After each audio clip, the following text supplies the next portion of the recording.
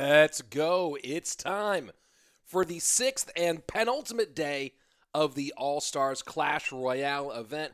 Hello, everybody. Welcome. I'm Rich Slayton, caster for Clash Royale League, here with you for this amazing event, all in dual mode. And so far, it's been great. So fun to see a wide variety of decks, wide variety of play. And of course, the lineup has been amazing. And so the gameplay has been great as well. What are we doing here? Well, a bunch of the best pros in the game, a bunch of the best players in the game have all come together competing for a $25,000 prize pool, $17,000 first prize, $5,000 to second, and $3,000 to third place. And of course, we are playing under dual rules. What does that mean? Well, it means you cannot repeat cards in decks. That's the big one. If you play a deck in Game 1, none of those cards available in Game 2 or Game 3. And later today, on the back end of the day, we'll begin into our BO5s, as you see there at the bottom of the screen. I believe that's match 53 and 54 will be our best of 5s. So in that case, the first 4 decks, none of those 4 can share cards. But the 5th game, if we go there, all bets are off. 5th game is play whatever the heck you feel like. So that's going to be really interesting today to see what happens if we do get in some of those BO5s. Starting things off this morning, Airsurfer and Bale, followed by Rúben versus Lucas, Wallace and Anaban, Schwarzen and Benzer, and then, of course, Mini, Bale, and Lciop, all waiting to see who they'll face in the lower bracket, in the elimination bracket. Our upper bracket, up at the top right now, as you can see, Jupiter King, currently waiting the winner of Airsurfer versus Bale, so we'll see how that one shakes out in the end.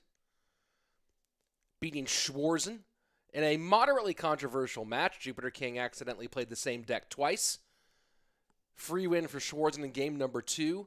Game number 3, the final game, Jupiter pulled out the win. And then, of course, on the other side of the upper bracket, we have Rúben and Lucas today. Let's get it. That's going to be a whole lot of fun.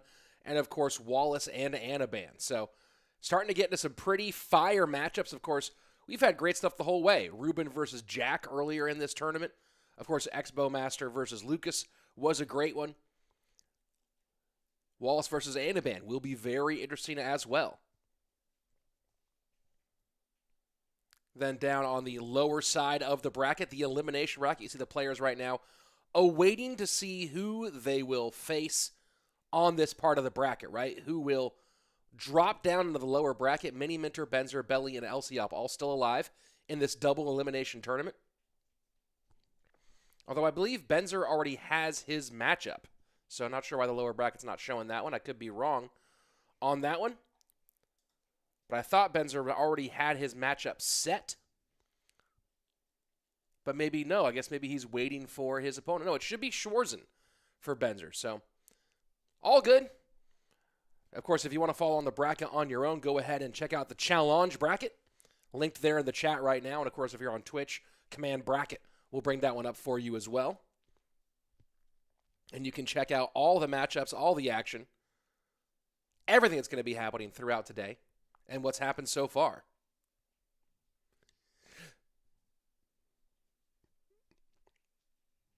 And here are the cards to watch, cards that have been pretty central so far to this competition. Royal Giant, no explanation needed. It's been paired a lot, though, with Giant Skeleton and Earthquake. Earthquake all over the place, both in Hog EQ and, of course, the Royal Giant, Giant Skeleton Earthquake deck with Zappies. Giant Skeleton's been, of course, here and a little bit in Balloon and a little bit in Graveyard, but primarily in this Royal Giant deck. And then Knight.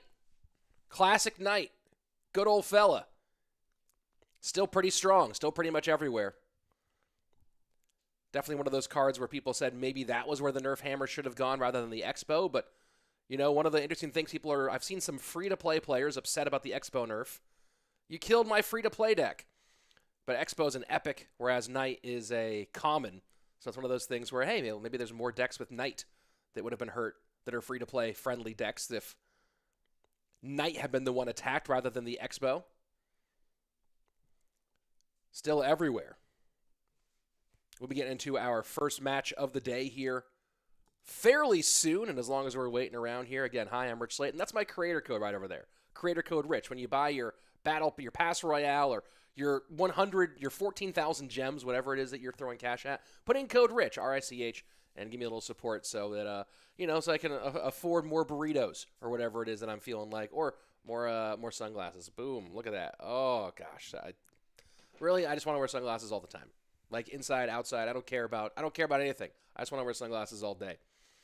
So first up for the day, I believe, let me go ahead and check the schedule one more time, should be Airsurfer and Bale.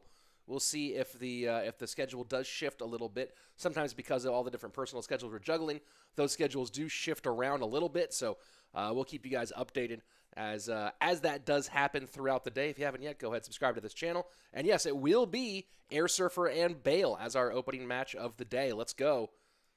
This will be an interesting one. Both these guys, I would kind of put them right now in a very similar position, right? Airsurfer has long been one of the top players in the game, long been one of the more respected players in the game, but it's never quite turned into into CRL success. Whereas Bale was probably one of the top, I would say maybe the top player in the outside of CRL ranks for a while in terms of people who are in competitive, right? People who are old enough to play. Hey, Modic stopping by in the Twitch chat. Good to see you there, my Scottish brother. So Bale's been around in the semi-pro / second tier pro leagues for a long time. Been very good for a long time. Was probably the best competitive player. Not the best ladder player, but the best player in the competitive scene to not be in CRL, and put on a pretty good performance overall with his run for Dig here in 2020, especially in this fall split. Was pretty darn good for them. And we'll see where they both go. I suspect both these guys will be competing in 2021, especially Bale. My guess, Airsurfer as well. And I'm wondering how much the online qualifier format will benefit Airsurfer, who's been so good and perfectly capable of pushing pretty high on ladder as well. Where's the schedule for today? Guys, all information, you can go to the official Twitter account for this event, which I just linked in the chat right there. You can also go to the challenge bracket, which isn't the schedule, but it is the bracket. But the overall schedule we did show a little bit earlier here. But this will just be match number 1 on the day. And then we'll get into a whole slate of stuff as time goes on. A whole slate of stuff? That's too much. That's too much. Got to pull it back. Pull it back a little bit, Rich. We don't need to be halfway punning it. As you can see, both Bale and Airsurfer 8K players. So expect that both of them should have no real trouble making the top 1,000. And Airsurfer opens up Royal Ghost Electro Spirit. Ash Patel, my guess, I don't know exactly why it's called Challenge and not Challenge, but my guess is that Challenge.com was taken. That's my basic guess.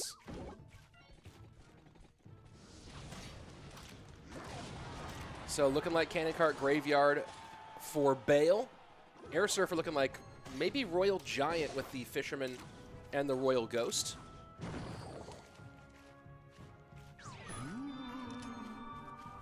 And just cycling ghosts in the back. Quick cycle deck here from Airsurfer. 2 1 elixir cards.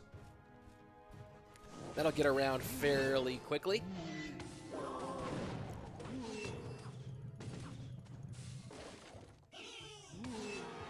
And Ghost does connect for 2 on the left-hand side. First significant blow in for Airsurfer.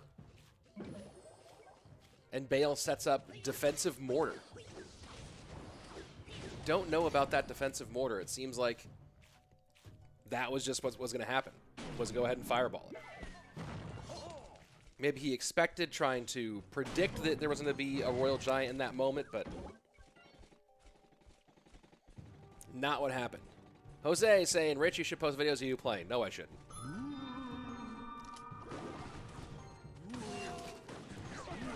Nobody wants to watch me play when they can watch these guys.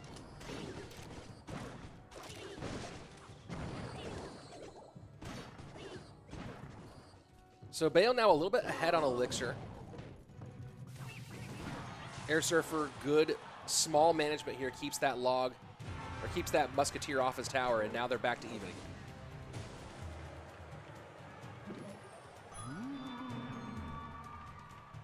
And Airsurfer has not even played what I'm assuming is his Royal Giant. There you go, and now it comes out here in double. A lot of damage got achieved here by Airsurfer in single without playing even one Royal Giant. And still, none of his damage has come from the RG.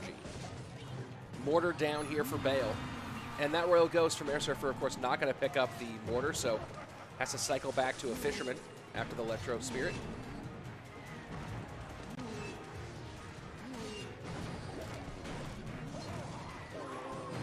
And one connection in, and this is a big opportunity for Bale here. Graveyard in. Airsurfer's been playing a pretty darn good game, but of course, one Graveyard can turn that all on its head. Good log here out of the American.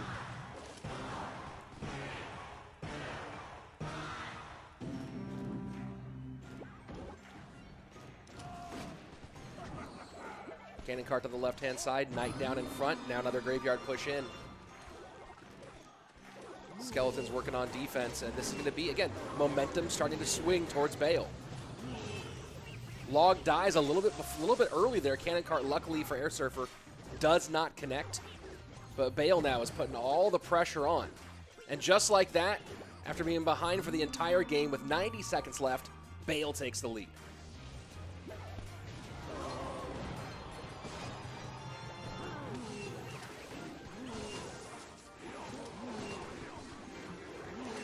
And still, damage just piling up right now. 784, 761, 738, ticking away. Airsurfer needs to do something. He needs to do something fast. This game is starting to get away from him.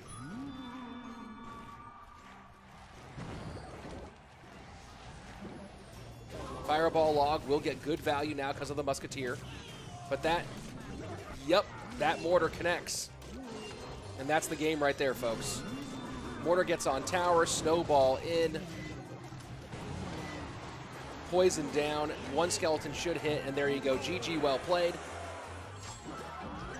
Bale took a ton of damage early, but once he got a slight elixir lead, Airsurfer had no way of staying in the game. And here you go, taking a look at the end of the action. Cannon cart connects, that's it. I mean, not the cannon, the mortar connects, and that's it. One missed pickup. That missed pickup, of course, the result of a lot of play back and forth, but that's the nail in the coffin right there.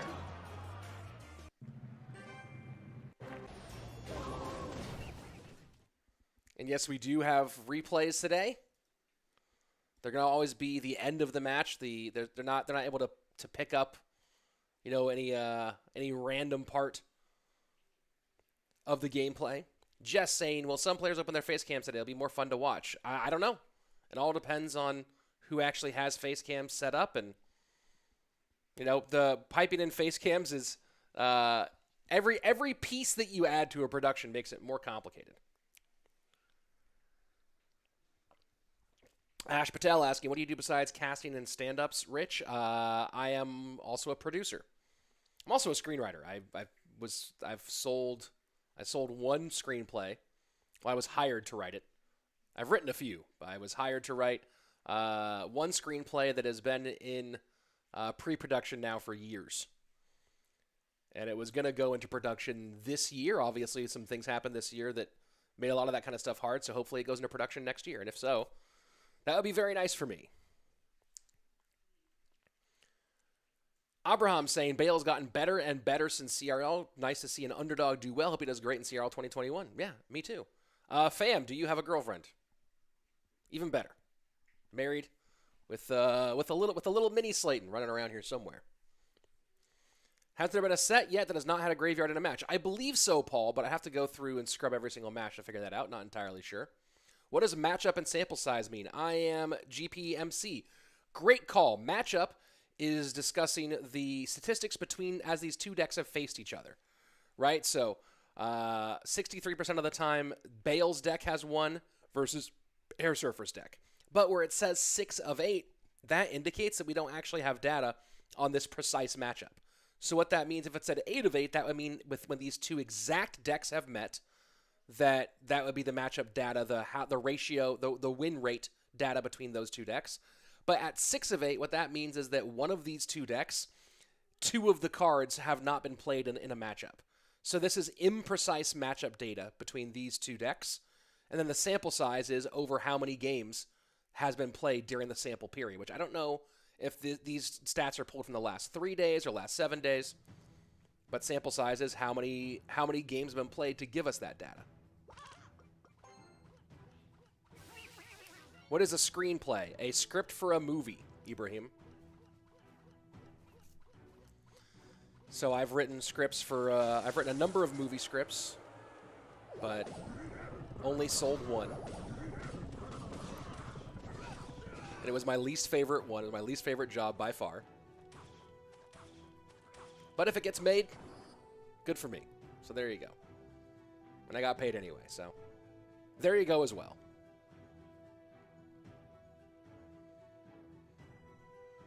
So here we are, game number 2. A reminder, you can tweet hashtag #CrownTheKing for a chance to show up there on the left-hand side with whatever you want to say about this great event. Hashtag #CrownTheKing on Twitter. Tell us what you think about the event and who your favorite player is. Ibrahim saying, I'd love to see the new Double Prince Graveyard, even Executioner more here.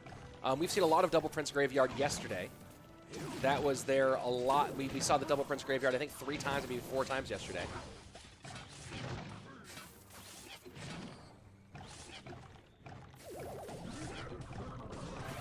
And it's RGGS here for Bale in game number 2.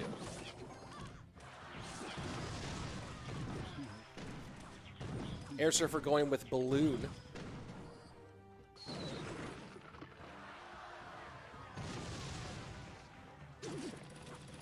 Miner goes to the essentially safe spot. No NATO here, so not really worried about that precision.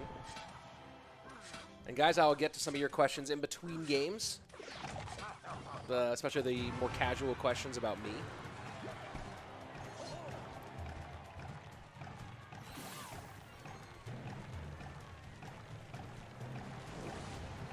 Zappies have made a bit of a resurgence, especially as part of this deck.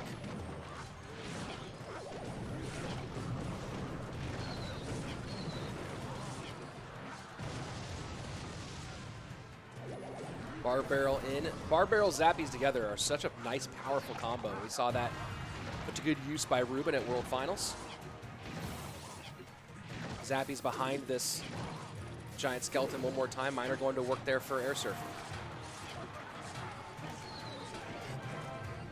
So far, Bale putting on a lot of pressure but not breaking through. But this time does get one shot in just like that. Bale again in the lead. As we go into sudden death overtime, 1910 to 1872, the advantage for Bale. An immediate balloon miner push left-hand lane. The Zappies come out, and those should take care of that balloon pretty easily. Does a balloon connect against Zappies? It does not. It's been a while since I've seen balloon versus Zappies. Death damage in. You guys try not to spam your questions. I'll do my best to get to them in between games. Miner loon left-hand side, and the miner there to try to predict the Zappies. Nice miner. And that will be enough to get that balloon on tower. Nice connection here for Airsurfer. And just like that, he screams right back into the lead with a huge connection. But the pressure on from Bale. Giant skeleton going to the right-hand side. Knight to pull into the middle.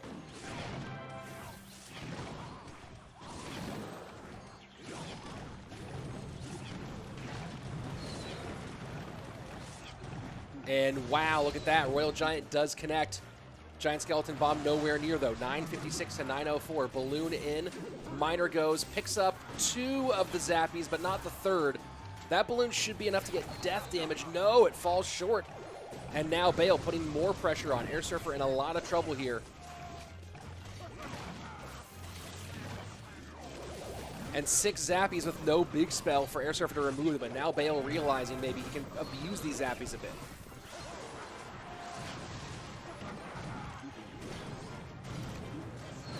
That Royal Giant shouldn't get a touch. Does get DPS down. Pile of Zappies on the left. Bar Barrel has to come out. Royal Giant behind. And now Airsurfer going balloon to the right. Is there a bomb tower for Airsurfer? Yes, there is. Zappies down against the balloon. Final 15 seconds. Airsurfer switching lanes here in the final moments. It's not going to pay off for him. Oh, wait. Maybe. Oh, no. The Royal Giant connects as the balloon is going for shot number 2. What a crazy finish. Bale comes out on top and continues in the undefeated bracket. And let's see how this replay, if this replay system does work. We saw it once. A new thing they're trying to add in today. And maybe not. Maybe not. And those are the stats from last game. It does take a minute to update the stats as they come in from Royale API, so give it just a moment. As they come in, man, that was almost a crazy finish for Airsurfer. Second balloon drop just couldn't quite get there. So now, as we're waiting to answer some of the questions I saw in the chat before, let's see. Oh, here we go. The replay's in. And this is the final 20 seconds. See, these zappies just go crazy on the left-hand side, and Airsurfer maybe a half step late with that barb barrel. Not expecting those zappies to ruin his tower like that. Realized he had to get in there. Now check this out. Snowball comes in. Mega Minion behind. Balloon gets one shot. And this Royal Giant just stays alive long enough to prevent the loss there. And just a little bit more on that left-hand side could have been a huge difference and a big-time win for Airsurfer. So tough one for Airsurfer, but that was in the upper bracket. So he is still in. Here's the bracket, of course, the challenge bracket in the chat. Let's see. Now that we are in between games, let's go ahead and take a look at some of the chat questions. Let's see. Rich, do you like any outdoor sports? Yes, plenty. Big fan of Texas Longhorns football. I'm an Oakland Athletics fan for baseball. Basketball, primarily. I grew up in Sacramento during the best era of the Sacramento Kings. That's an indoor sport, I guess, but there you go. Moving to Texas, I'm becoming an Austin FC fan for soccer or football, whatever you want to call it. And, of course, I worked in the mixed martial arts business for many years, so a big fan of the fight game on top of that. I'm also a Los Angeles Aviators fan for the AUDL, the American Ultimate Disc League, although I'll be moving to Austin, so I might have to pick up some Soul gear for the Austin Soul. And the list goes on and on and on. How tall was I when I was 13? I was about 5'10" when I was 13. I'm now 6 feet tall. But I was about 5'10" at 13. An entire script for a movie must be a lot of work. Yeah, and sometimes it takes a while. Arif, is there a particular reason you quit stand-up? I haven't quite quit stand-up. I'm just not doing it very much right now because clubs aren't open. And, you know, I don't know if you know, but there's kind of a situation happening, Arif. But, yeah, just, you know, I've been focusing on doing this because this is what's doable right now. And it's a nice job. So there you go. Rúben versus Lucas coming up next. Very excited about that one. Abraham saying, Rich, do you think there should be any bans on certain decks implemented in the CR competitive scene? Nope, I do not. Not on decks. I think that dual mode will handle that job. There might be, even in dual mode, some decks that get used a lot, but this is also the first ever tournament in dual mode in this modern era. So I think that I don't think you should be able to ban an entire deck. Then what do you ban, like every iteration of it? Not a whole lot of sense in that one. But yeah, I think I see Arif asked it again. Yeah, I'm still not done with stand-up, just, you know, focusing primarily on this. This time period, right? I think there's some, when I say this generation, I mean, there have been some dual mode style stuff back in the earlier days. Rumham, a.k.a. Seth, used to run some stuff that was similar in the same sort of idea. You know, of course, also his draft battles and stuff like that. So here we go, Lucas and Rúben, game number 1. It looks like Rúben might be going Graveyard with Giant Skeleton, which I like.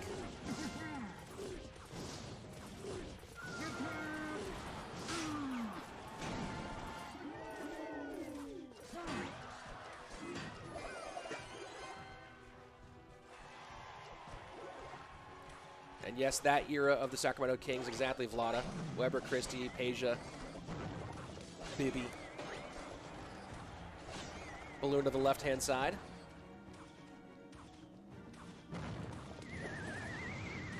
And Rúben has to keep that shot and go for the King Tower activation. That's always one of those things where you'd love not to have to do it, but sometimes you just have to. Abraham, I disagree. I think we've seen a pretty wide variety of deck selection so far here. You know, Royale API will have more data on that. Be curious to see what the actual data is, but while certain decks have been popular, Cannon Cart Graveyard has been popular, Royal Giant, Giant Skeleton, Earthquake has been popular. We've still seen a pretty big overall. Oh yeah, the Royal Giant, man, that King Tower activation against GUI, that's gonna be rough. We've seen a pretty wide variety of decks overall Even like, take a look at this one. A new variation, a different variation of Six Saloon against what I'm guessing is Graveyard for Rúben, which is going to make that real annoying for him, that King Tower activation.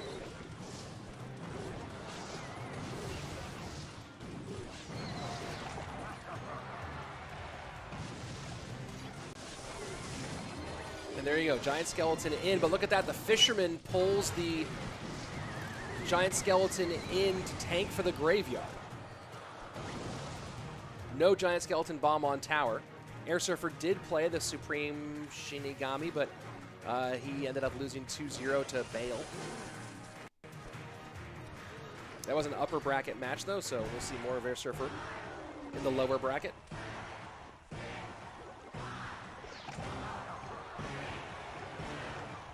So were it not for the King Tower activation, I would feel pretty good about Rúben's matchup here.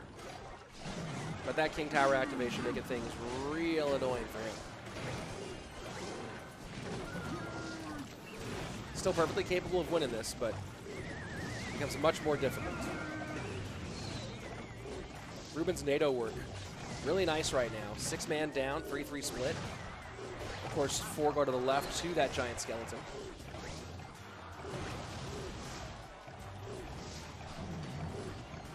Balloon to the right-hand side. Baby Dragon in response.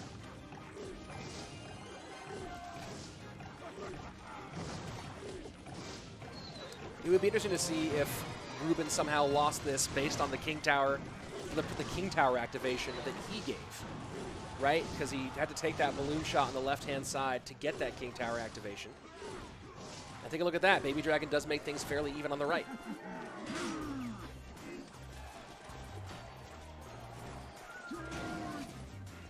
Latak's hand, I disagree with Rúben having no poison. I love this matchup for Lucas. Interesting. A lot of splash, tombstone, NATO. For me, makes me like this a lot for Rúben. If not for the King Tower activation. But I could be wrong there. A lot coming down the line here for Rúben.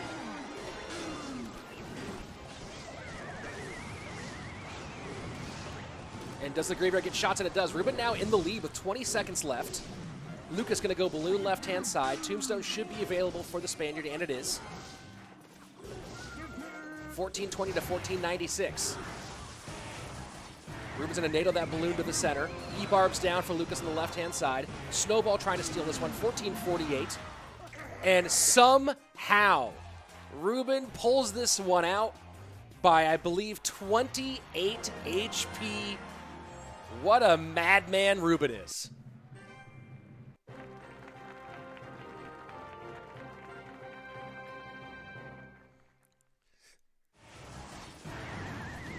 Knew he didn't need a full, huge Graveyard push. Just needed to get some on. And the Dark Prince push on the right-hand side, able to get just enough on for Rúben. So darn good. And again, you know, Latak, you're mentioning that on the right-hand side on the Twitter, on the Twitch chat here. I really like this matchup for Rúben for what we just saw, except for the King Tower activation. But I think that shows us, and again, the matchup, there's no data here. Win condition +3, meaning these two decks have not even come close to meeting before. Not even close. But with all the splash and the tombstone and the NATO, it feels like there's a lot of a good opportunity there for Rúben to control. But having no big spell on either side was certainly a factor there at the end. If there's a mod on the Twitch side, that mod can handle the prediction stuff. But I don't even know how the prediction stuff works on Twitch, guys. So I'm not going to jump in on it and try to spend much time working it out. And you are going to be timed out. Bye-bye. Rúben is crap. Predictions are from yesterday still. Yeah, Tio Rio, I don't know how to do the predictions thing on Twitch, so not going to do it. Ash Patel saying dual mode has lots of potential with great analysis players able to predict what their opponents play as a BO3 or BO5 progresses. I believe so too. What I'm very curious about is, do they get into deck progression sheets, right? So you know what deck you're going to lead with and what cards you have remaining. And then you kind of break out what the decks are that you could go from there. Right? The interesting thing, let's go ahead and jump into our next game, is in the friendly version, you have to lock in all your decks beforehand. So far for this tournament, the players do have the ability to adjust their decks between games, but they still have to go ahead and hold off on the, that they can't reuse cards.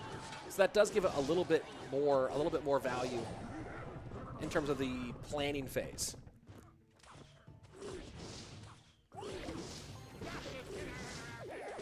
So minor wall breakers game number 2. Rúben might just go straight meta here in games 2 and game 3.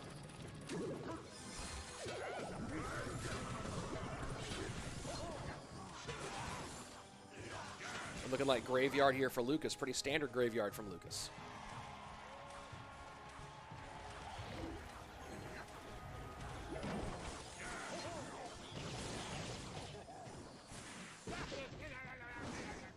Minor wall breakers. We talked about this the other day with Eric when he was on.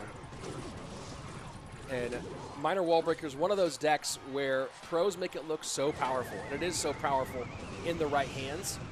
But you, as a non-pro, just as a regular human being, try to play it, and you're just completely befuddled. And Koji posted on Twitter one of the Spanish casters. And if you are looking for the Espanol stream, there it is in chat. Koji posted that he tried to play minor wall breakers, the Hunter variation, the other day. I believe one that Sam was playing, Sam Soto. I could be wrong there. And Koji I think he went 0-3 in a Classic. He's just like, you guys make it look so easy. And yeah, it's a very big difference between minor wall breakers in the pro hands and minor wall breakers in the hands of an average player.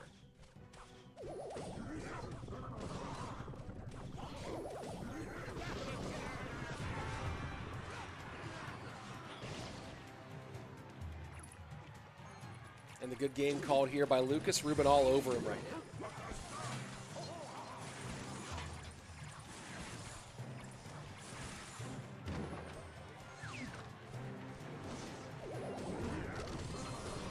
Graveyard in left-hand side. Knight to set the line high. Doesn't set the line in time, though. So Rúben forced to poison on defense. No big deal there. Minor wall breaker opposite lane. And this time Minor goes to the front. Wall breakers will go to the Goblin Cage. No connection on the tower here.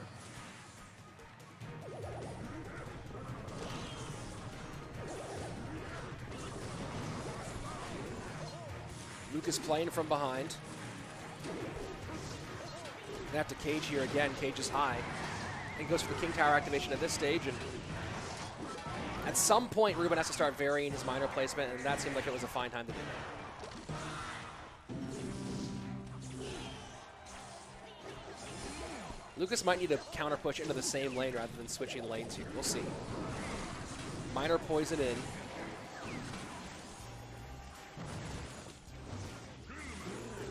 And yeah, this is what Lucas has to do. Lucas has to push into the same lane here.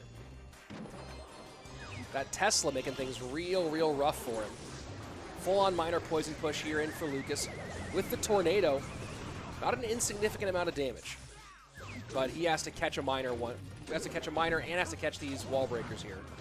And there you go. So that's what Lucas has to do. Now we're getting into an interesting situation here. Now we're getting closer to triple elixir. Lucas has completely stopped the damage from that push. And this was more of a force you to play push, although these bats could be really annoying. It has to NATO everything back.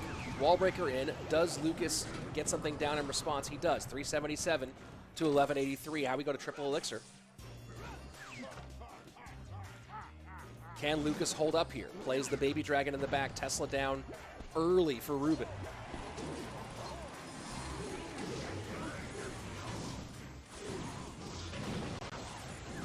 This feels like Lucas's chance right here.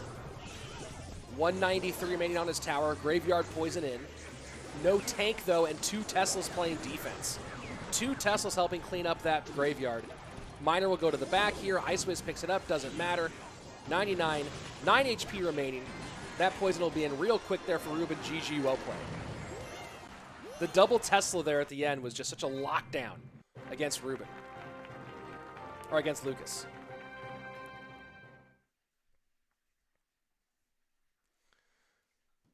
Sam saying you probably mod somebody else. All right, well, let's see.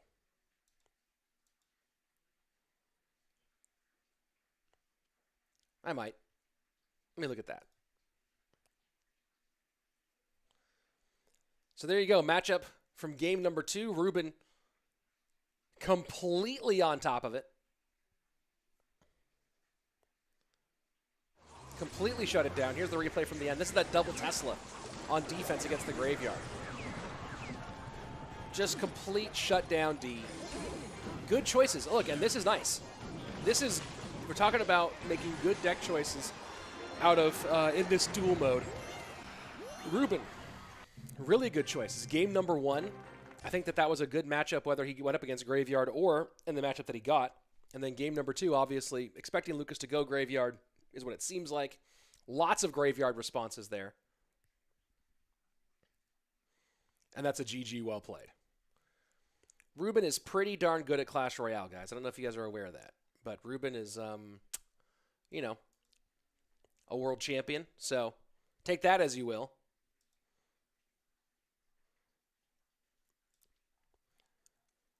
Can Rúben stop being so good? I know it's I think I'm seeing so many comments right now that about Rúben. Someone nerf Rúben. What's going on with Rúben? Lucas spent so much on defending that all his troops were destroyed by Rúben's poison. Lucas couldn't have a good counter, especially Rúben has put up so much pressure. Yeah, Rúben put up so much pressure. Who said RF was having the best 2020 out of anyone? Sounds pathetic now. Oh, what, me? RF was having the best 2020 out of anybody.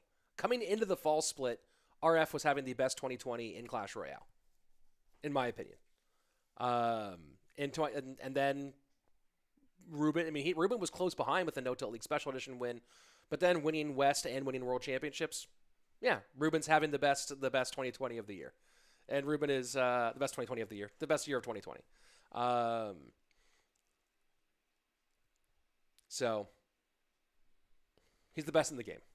I expect him to, like, at this point, people ask me to predict who's going to win this one. At this point, now that especially we're getting into BO5s, it just feels like this is Rúben's tournament to lose. We'll see if he gets the dub in this tournament or not. But, you know, I fully expect someone's going to be writing Rúben a $17,000 check at the end of this weekend. We'll see. We'll see if that's what happens. My word, the kid's good. And then you add it on top of that, that was some clearly good and researched deck picking, right? So it's not just that he's great at playing Clash Royale. It's also the deck work he made to prepare for this match was obviously great. Abraham, do you enjoy watching off-meta decks or meta decks? Depends on who's playing them. When I run into some random off-meta deck in ladder, I don't care at all. I'm like, oh, good, you just are playing the cards that you leveled. I don't get any respect for someone who, like, in around 6K, like in the 6Ks on ladder, wins with an off-meta deck. I'm like, fine. But when I see someone do it in competitive, there to me seems like there's some more skill there. So it just depends. But I don't really have a strong opinion. I'd rather play an average player who's playing a meta deck than play an average player who's playing an off-meta deck. And then when a pro's playing it, I'm down to see whatever. I tried, you know, someone mentioned Pekka-Loon Freeze since Anaban's coming up. I've tried playing Pekka-Loon Freeze this week, and I'm absolute trash with it. I don't understand how he's good with Pekka-Loon Freeze. I don't get it. It seems like Pekka-Loon Freeze always creates a cycle issue. I felt like every game there was one moment where I had no card in cycle that I actually wanted to play. That's how I felt about Pekka-Loon Freeze. So I switched back to a Hoggy Q with Royal Delivery. But man, yeah, Pekka-Loon Freeze, there was something about playing it where I always felt like the card I wanted was 2 cards away.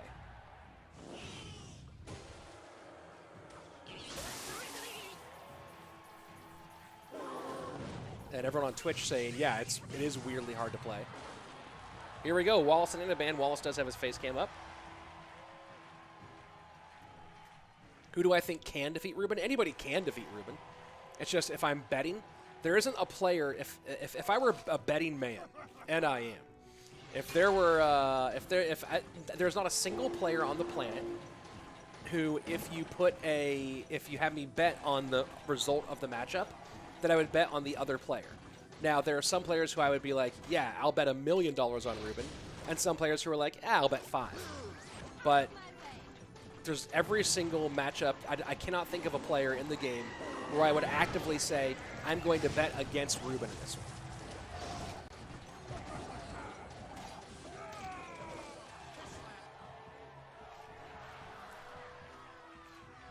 Now give me the odds, then now we're talking about other stuff. But so Anaban going P.E.K.K.A. Ram Rider, which is interesting.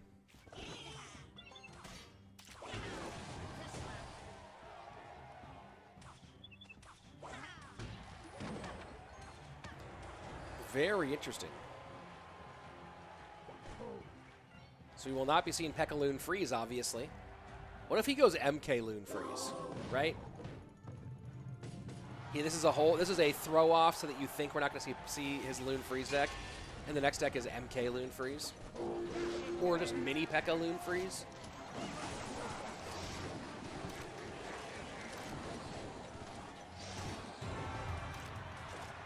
So first 2 minutes away, lots of poison damage on the right hand side. And yeah, the Miss King Tower Commission, we're talking about that in the chat right now. E is down in response, but Bandit behind, 45 seconds left in regulation. Anaban in control of the game for the moment.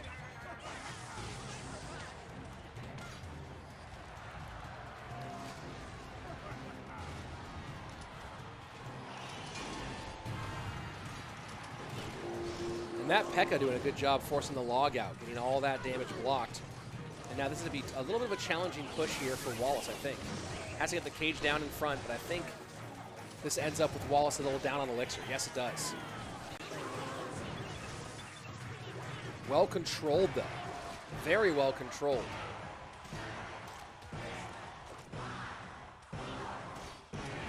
What do I think about Jupiter King beating Rúben? Jupiter King can beat Rúben. Anybody can. It's the question of would I predict that as the result?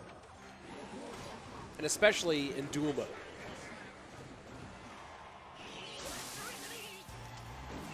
Final minute 45 in sudden death overtime. Snowball to the right-hand side. Hits nothing from Anaban. James CR saying, let's see some great matches for Crown the King. There we go. And Royal Giant gets pulled all the way in, past the P.E.K.K.A. by the Fisherman. Not the greatest timing there from Anaban, and just like that, Wallace takes the lead.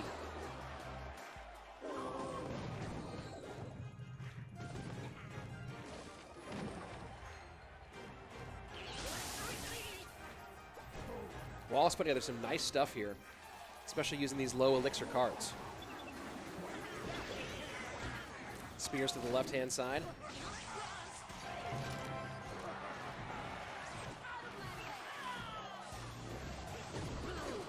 And again, what that Fisherman behind tower against Royal Giant,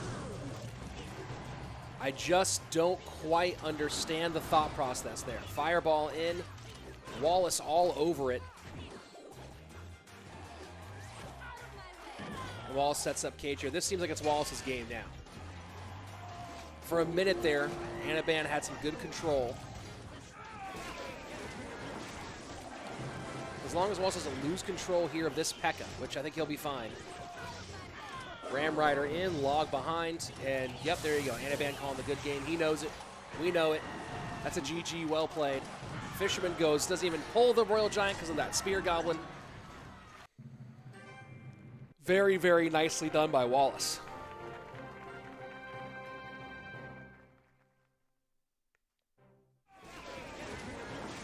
Here we go, looking at the end.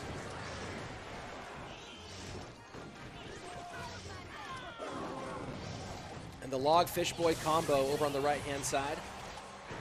Look at that, with the Hunter. Well controlled all the way through.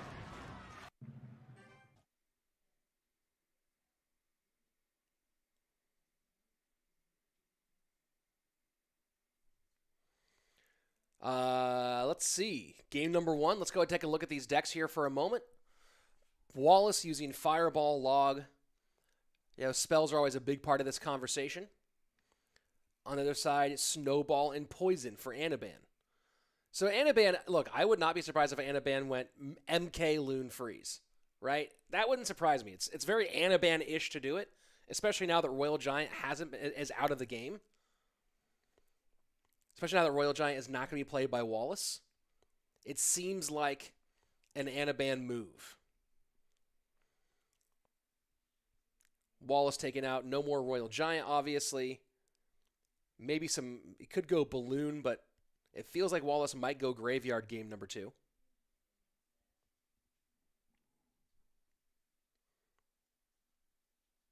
Anaban likes to go for Snipe, and it really feels like... I'm wondering if Anaban goes Log here instead of Snowball if he wins this game. Snowball meant he couldn't take off the Electro Spirit, meant he couldn't get knocked back on the Royal Giant. I'm wondering if Anaban goes Log here instead of Snowball, he has the win in this one. Has P.E.K.K.A., has Fisherman, has Hunter. Very interesting overall deck. And also what this tells us for Wallace is that Anaban's probably not going to go Royal Giant. So Wallace probably not too concerned about Royal Giant here.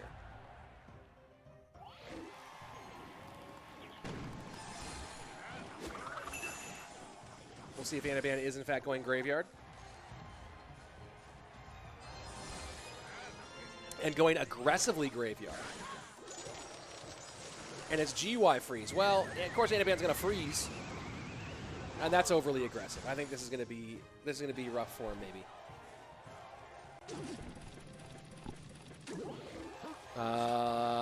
Let's see. Loki, you want me to read your message about you think this matchup thing in Team Queso, is that what it was? Were you the one who said that?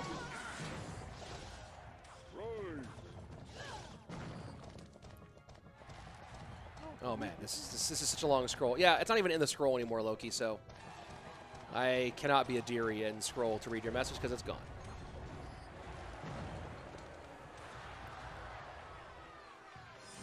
Were you the one who was saying that without matchup, Rúben's not that good?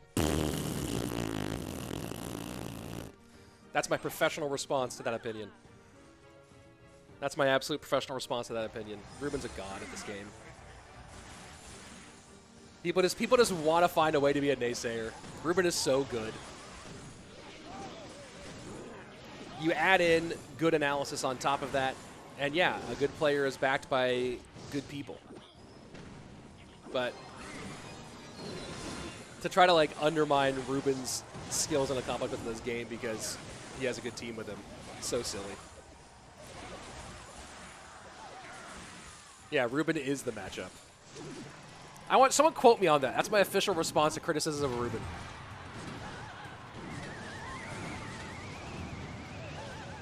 You could put that in the newspaper. Put that on television. So silly.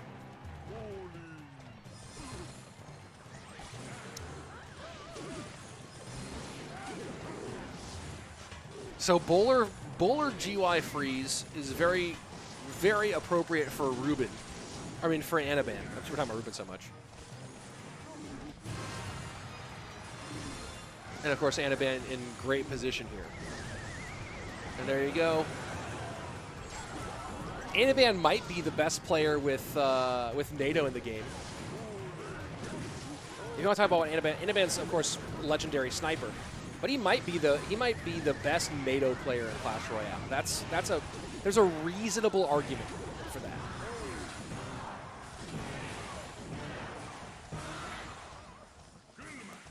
Very reasonable argument for that. So here we go, 1-1. Game number 3 on its way.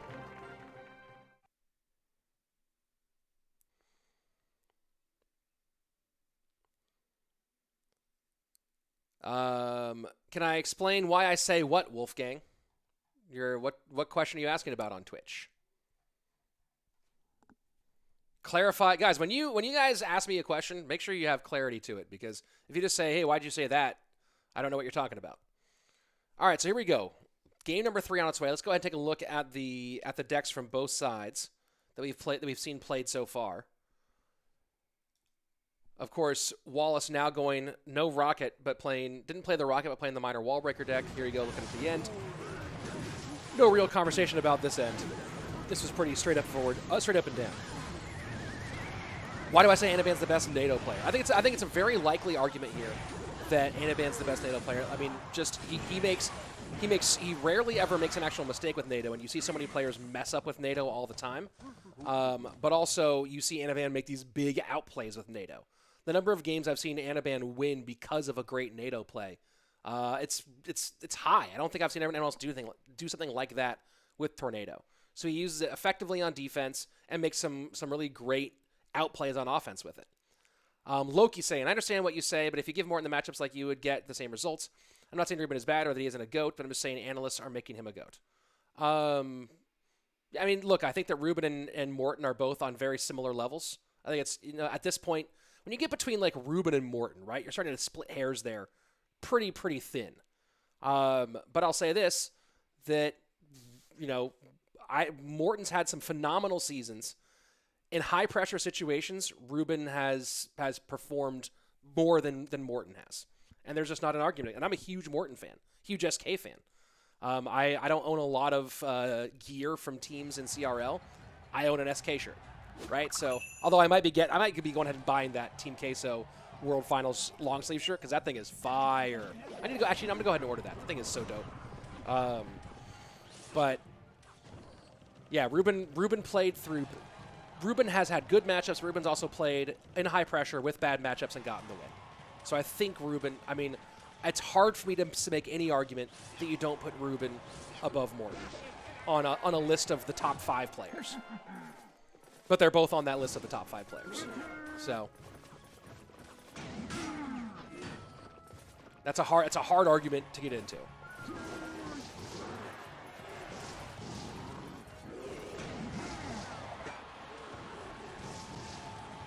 The matchup, 7 of 8, 6 of 8, that's telling us that it's not an exact matchup data there, Leonardo. That's telling us that we don't have those 2 exact 8-card decks, and there's no games played. But if you switch out, in 7 of 8, if you switched out one of the cards, it would be a matchup. So that's what it means.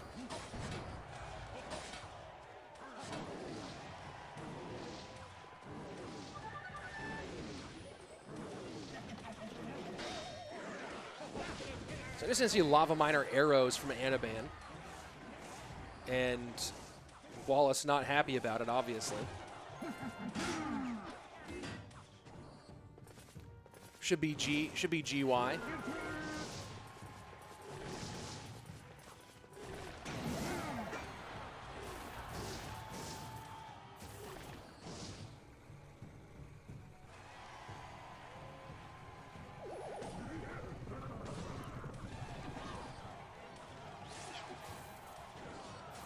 Here we go, double elixir time. Anaban with a pretty significant lead here, and of course playing Lava Hound against Graveyard could be a challenge here.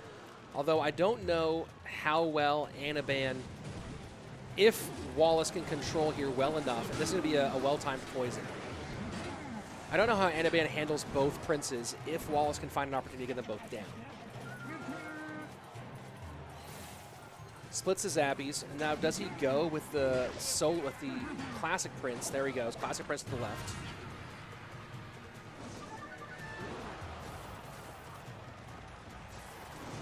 What? I don't even know what Deathsker is asking about, and at this point, I'm not too inclined to even answer the question.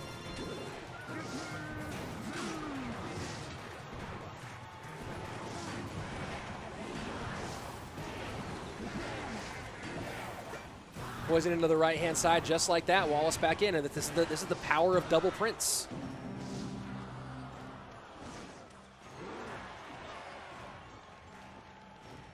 $770 to $959. Oh, Deathsker, you're just bringing up a PvE mode? Well, that has literally 0 things to do with what we're talking about. So that's why you're the one who was bringing up the PvE mode.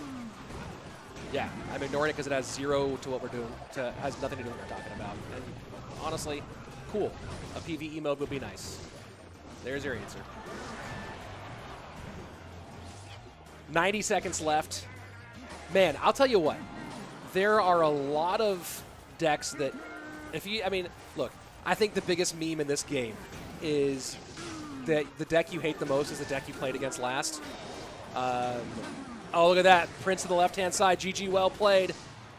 Oh, Wallace celebrated maybe a bit too early here. Poison down on defense. Wallace with a slightly early celebration. You better cycle there, boy. You better cycle and get that poison down. Goes ahead and just goes naked graveyard bar barrel. Poison going to come in here fairly soon because he's forcing out defense. Oh, man, almost with an early celebration there for Wallace.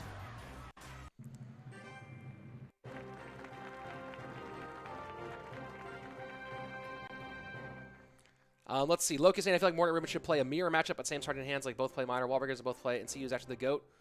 I don't think that mirror matchups tell you who the better player is necessarily. I don't think they do. They can give you some information, but they tell you who's better at playing that mirror matchup, in my opinion. But I wouldn't mind seeing it. I'd watch it. I don't love mirror matchups in general. I think they're kind of boring on balance, but you know, is what it is. Wallace looks so much more composed than the start of the season. Yeah, Wallace has got, look, you go and do what Wallace did against Nova, and you'll look more composed. Let's be real. Oh, let's go ahead. We do have the replay here of the end. Yeah, Wallace is hitting his stride right now. Digging it. Digging it for sure. And Wallace is another guy who was just toiling in the semi-pro circuit. He was playing in my open tournaments a bunch. Won those a couple times. Legit powerful player there out of Wallace. And the dude continues to move forward and forward in this tournament. That would be a heck of an end to a year if Wallace is able to cash in both CRL Western Championships, CRL World Finals, and in this tournament here. That would be a big 1, 2, 3 for the Brazilian. So that'd be very interesting to see if he can do that. And definitely rooting for him overall. Let's take a look at the schedule for the rest of the day. I need to move to change. My setup is still with my computer out of the center of my desk because of CRL. I need to move it back so that my eye line with the camera and the computer are better, because right now I'm like looking over to the side the whole time. All right, so we already had Airsurfer lose to Bale. Rúben beat Lucas. Wallace just beat Anaban. Coming up next, Benzer and Schwarzen. After that, we go down to the lower bracket where Miniminter and Airsurfer will fight against elimination. Same thing for Anaban and Belikin, and Lucas and Lciop. That will be a whole lot of fun. And then we get into the last two matches of the day, which are both BO5s. 13 with the what's up. Hey, how you doing? Dab, dab, dab all day. There you go. Unpopular opinion from IMGPMC. Wallace can reach Rúben's level at some point. I mean, look, I guess anybody can do it, but Rúben's way up there. Again, when you start talking about the top players, when you start talking about Rúben and Morton in particular, like you start to get into a real thin conversation, right? About talking about who's the best and who's like, who would beat who in this moment. And I think that Rúben and Morton are pretty much right there with each other, pretty much equal. But looking at Rúben's year, I don't know, man. It's hard not to say. If you're in I could say they're exact, but I don't think so. Fubuki Shiru saying stop loving Rúben. Jupiter is better. Well, I don't know. Tribe Gaming didn't win any championships this year, so do as you will. Take that as you will. We'll see if he does, though. If he does we might get Jupiter and Rúben in this tournament. Who knows? They're on a collision course right now on opposite sides of the upper bracket. There's the challenge bracket, and for those of you in the YouTube chat. Who do I think is better right now, Surgical Goblin or Rúben? No question, Rúben's better right now. Surgical Goblin might beat him at Fortnite, but he's not better than Rúben at Clash Royale right now. Is today the last day? No, it's last day is tomorrow. All right, guys, don't forget to sub if you want more of this salty conversation. Let's see. Jupiter beat Rúben in a BO3. Yeah, that's one BO3 with no bans. Jupiter's great. Jupiter's an A or S tier player, probably S tier player. Jupiter is really good. But Rúben is top 2, top 3 in the world right now. So there's more look at the bracket, of course. And down on the here we are in the upper bracket. And there's going to be when we get to the actual final. So here we go in the upper bracket. Jupiter and Bale, Rúben and Wallace. And Bale and Wallace both have a chance to be real spoilers here. They could really go and mess up the Jupiter-Rúben match everyone wants to see. How much will you bet on a Mugi versus Rúben matchup? Wolfgang. What do you mean, how much would I bet? Not a lot. Mugi's great. I still think Rúben's a little better, but I'm not entirely. But again, like it's such a hard thing to say.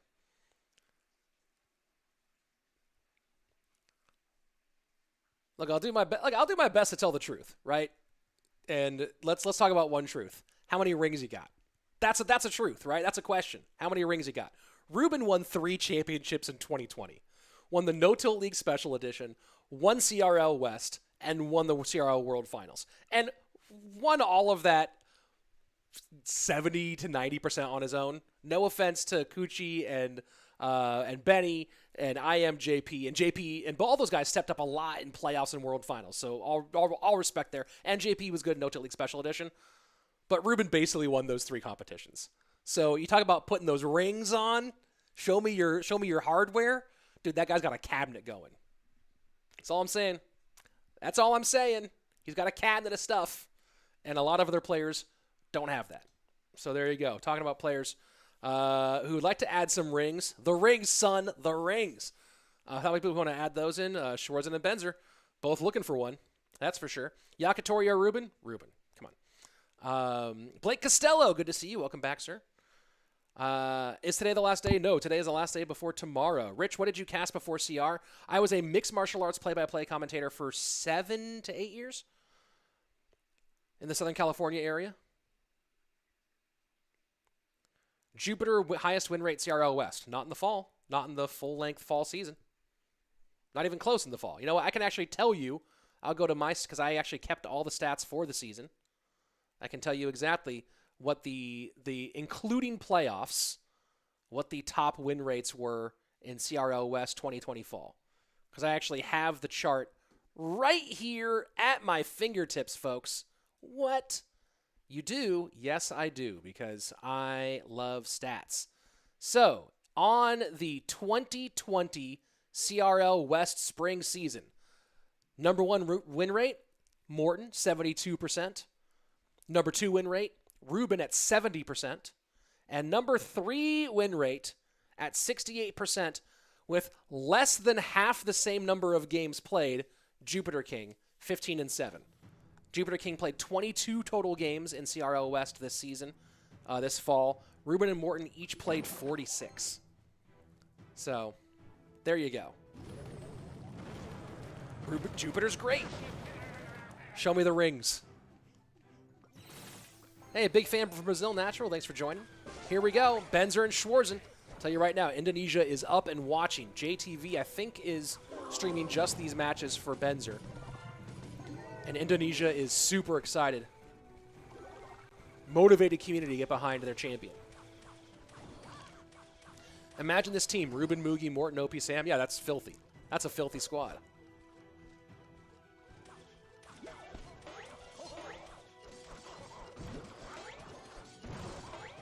Why didn't Mugi play in this tournament?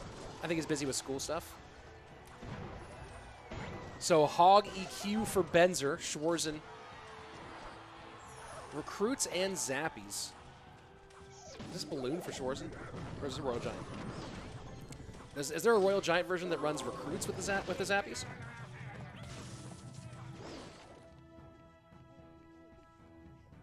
That's a little well played out there from Benzer.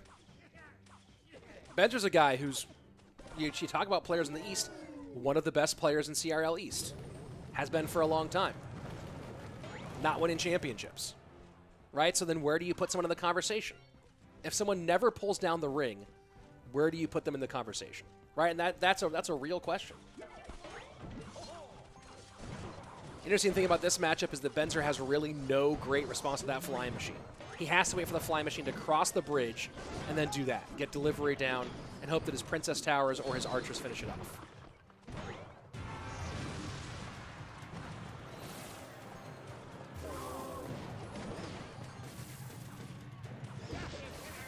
Benzer with the lead so far here in the first 2 minutes of gameplay. 20-54 on the bottom right-hand side. Oh, yeah, Royal Hogs. Obvious. I don't know why, I just never think it's Royal Hogs for some reason. My brain's broken for Royal Hogs. Pigs in the middle, split 2-2. Bomb tower, easy pickup. So this is interesting. Like, the bomb tower is going to be really annoying for Schwarzen. The flying machine is going to be an absolute menace for Benzer. Who can be more annoying as time goes on? So far, it's been Benzer.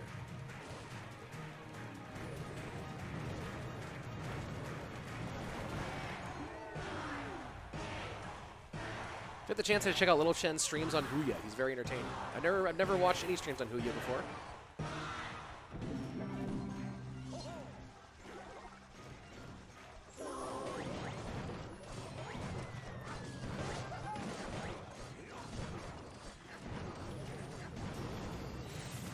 Sam saying Benzer hard counters here. Yeah, the bomb tower and the... I think that I don't know this matchup very well, but I think that if Schwarzen has a chance, it's abusing the heck out of flying machines. The problem is he can't cycle around quickly enough to get a bunch of them down. But if at any point you see Schwarzen get a second flying machine down, that's when you know that starts to become trouble here for Benzer.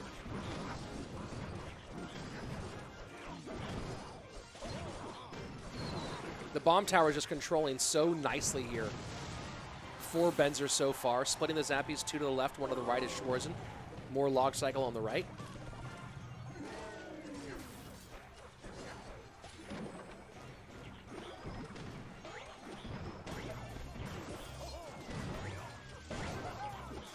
Esports should make CRL Asia. Well, they had CRL Asia for many seasons, and then they changed it to CRL East. Just like they had LNA, EU, and LATAM and changed that to West.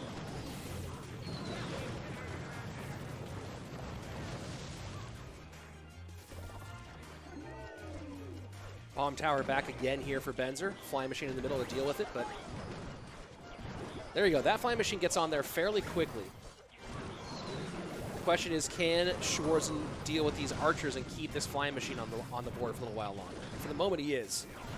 6-man gets down, flying machine gets into Princess Tower range. Man, he just cannot, again, it's the cycle problem. He cannot get around to flying machines fast enough to really put the pressure on. Benzer gonna take the win here in game number 1. Oh yeah, that's right, I need to message tomorrow's special guest. Make sure that we're all confirmed. I saw someone mention that in the chat there.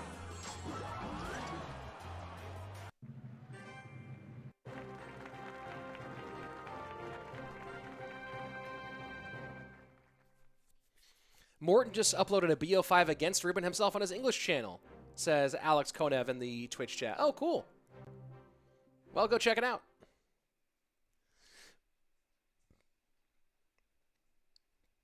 So game number 1, Schwarzen and Benzer. Benzer runs. I think this is actually this hog triple spell deck going this way as opposed to the snowball version is. It's interesting that it was already meta because this is actually a better version for running in the dual mode. So snowball, fireball, poison, bar barrel, all still available as time goes on. On the other side, Schwarzen went pretty heavy here. And Schwarzen tends to go heavy.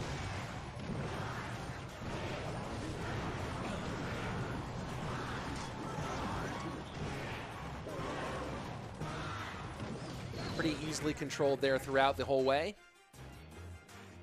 I don't expect to see Schwarzen go something super fast cycle. We'll see if he does, though. Benzer might go Mortar game 2, which would feel a little bit predictable, but he might do it.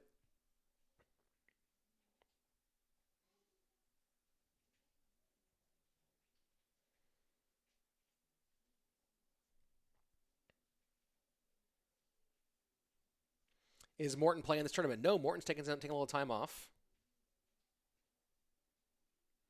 Mateo saying, I thought Rúben and Morton hated each other. I don't think so, as far as I know. I don't know anything about them having personal animosity, but I don't know all the drama. And Cloud2 saying, if Morton fully focused on 1v1, who knows who will win? Yeah, again, I think they're both right there. But, you know, I think right now, and we're having that same conversation a lot. I think right now, though, right now is what's right. Right now is right now. So we'll see. We'll see if both these guys push for championships in 2021, right? Like, those are two. I'll tell you this. Morten and Rúben are both supremely high-level contenders for CRL 2021.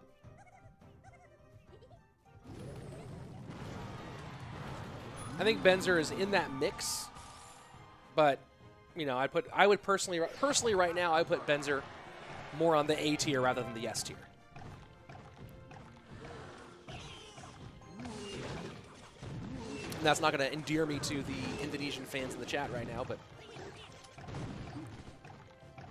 I think Benzer still has a few things to prove in terms of competitive. And here we go. Giant Skeleton gets pulled to the King Tower for the activation. Bats to defend against the Hog Rider, but Hog Rider gets a lot of shots on the left-hand side.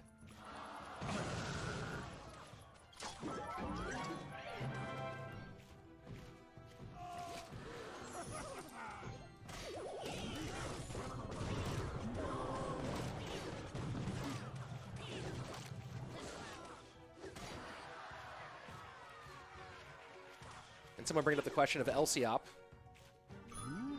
The hard part about Lciop is a phenomenal player and a winner, right? He's a champion. He's a multiple-time CRL China and one-time CRL East champion, plus a world champion. And Lciop's one of those guys who's a first ballot Hall of Famer, too. The knock against Lciop has always been this one question. Was the competition in CRL China really that good? That's always been the question. And this is beyond my great understanding. But most of the CRL West pros that I've spoken to said that Lciop's good, but part of why Nova was so dominant in CRL China was because the competition in CRL China was not at the same level as either West or East, or West or Asia, that it was the weakest of the regions. So a lot of people had that opinion amongst the pros. Benzer taking the tower on the right-hand side. Hog onto the tower on the right-hand lane. Schwarzen trying to stay in this one. 40 seconds left. Could get a tower, but he's calling good game already. He has dual lane pressure. If he can get that right-hand tower down, who knows what could happen. But still you have to deal with Royal Giants in the pocket. 2 Fishermen down. Kev the boss. They won East. Yeah. Nova did win East, and the Hog doesn't connect there on the right-hand side. If that Hog had connected, it would feel like Schwarzen had a chance here, but it doesn't.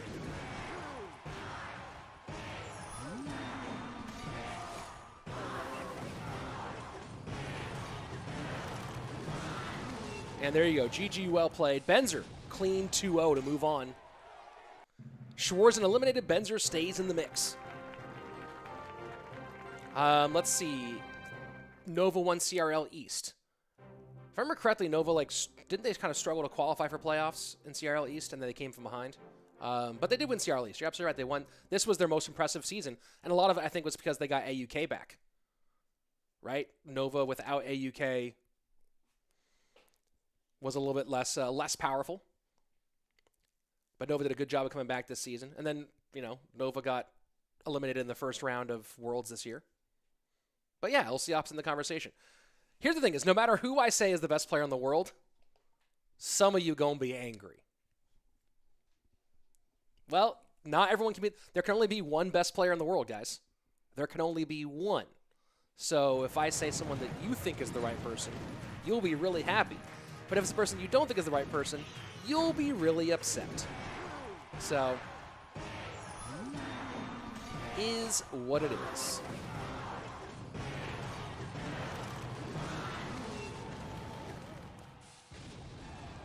Is Lemon Tree in the chat on YouTube? Is that the actual Lemon Tree there in chat? That'd be interesting. What's up, dude? If that is the actual Lemon Tree, cool. What's up, man? Is Moogie limited? Moogie did not play in this tournament, guys. Moogie did not play in this event. So Benzer with a nice 2-0 here to move on. GG, well played. And guys, before you get on me about whether Rúben is the best player or not, I had, on 2 days ago, I had Eric Benamou, coach of Team Liquid, one of the more knowledgeable people in Clash Royale, on here, and I was like, maybe Rúben's the best, and Eric corrected me and said, no, Rúben is the best. So that's the end of this conversation. Yeah, we can talk about other things about Clash Royale. End of the conversation is, I was saying, maybe he's the best. There's an argument, and Eric was like, no, he's the best player in Clash Royale right now. And there's not an argument. There's not a discussion about it. He's the number one. And I was like, okay. The coach of Team Liquid says a player who's not his own player is the best player in the game right now. I'll take that. I'll take that. You know what I'm saying? Coming up next, two players still trying to stay in this one on the elimination side of the bracket. Airsurfer and Miniminter.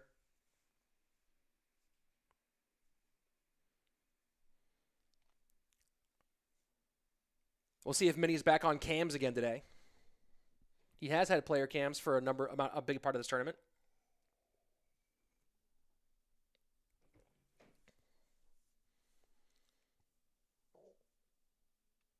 Airsurfer nearly had the big achievement. And you can see that on his on the left-hand side of your screen there. No Tilt World Championship. Stage 3 West, number 2.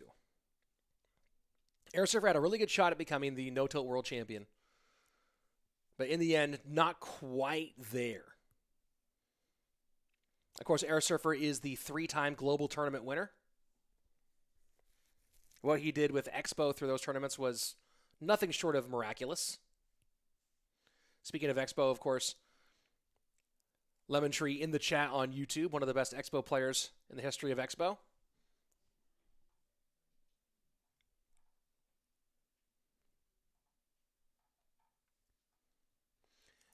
Rich, what are your perspectives on the new CRL 2021 format? I think it'll be really great for a lot of people. You know, obviously the pros who aren't going to have a salary, that's unfortunate for them. But also on the flip side, there were a lot of organizations and pros that were not doing the league any favors, is I guess one way to put it. Nice kite here from Airsurfer to pull those Skeleton Dragons away. There were some pros who I think, you know, maybe were in the league a little longer than they should have been.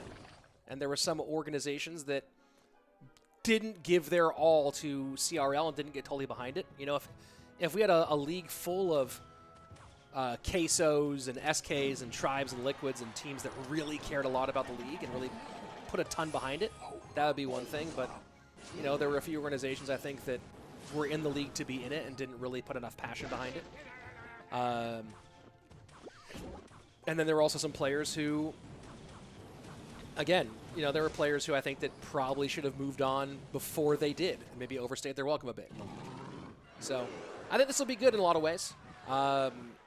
If you are thinking that you have a shot at, and this is yeah, and Ash actually put out a really great, CW put out a great video yesterday, part 1 of 2, talking about CRL's future with Drew himself. So I would really recommend watching that, by the way. Some really interesting insight and information there. But CRL 2021, I think is going to bring, as someone said in the chat right now, we're bringing a lot of opportunities for new faces to get involved. And look at that minor prediction from Miniminter onto the Hunter. Look at that. Look at that.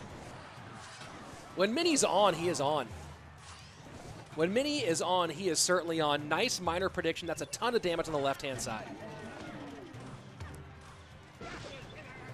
Very, very well played. I don't know if he can hold up against this, because that's a lot. Flying machine. His flying machine gets picked up by the opponents, and of course, the Magic Archer. Airsurfer putting a lot of pressure on the right-hand side here.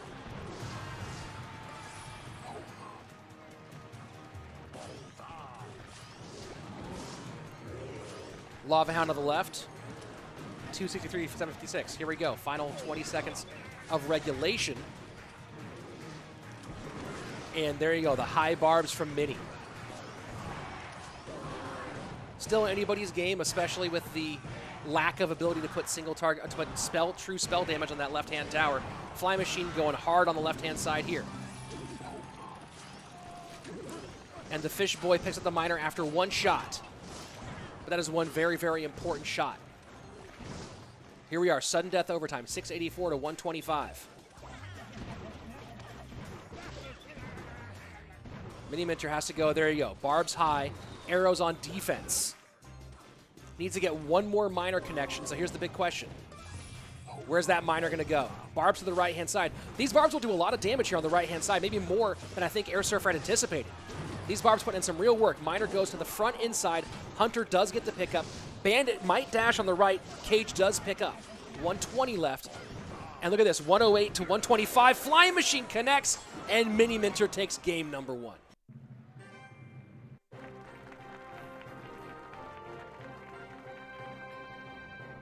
That's a fun finish there. That's a really fun finish there.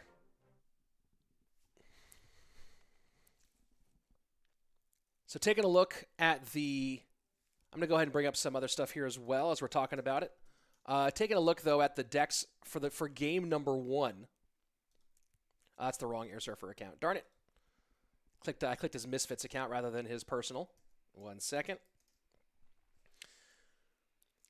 So kind of a weird no win condition bridge spam out of Airsurfer.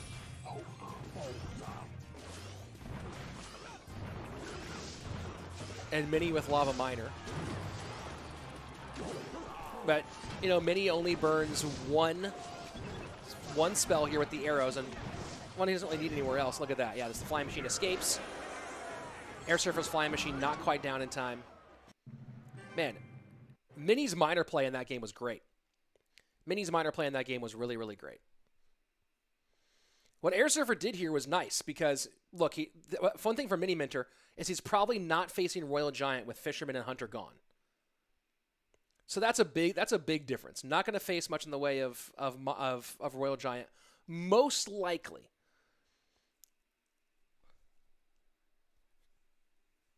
I would be, if I'm Miniminter right now, what am I concerned about facing off against? I'm concerned potentially about Graveyard, obviously, although it's not going to be Cannon Cart Graveyard because that's already gone.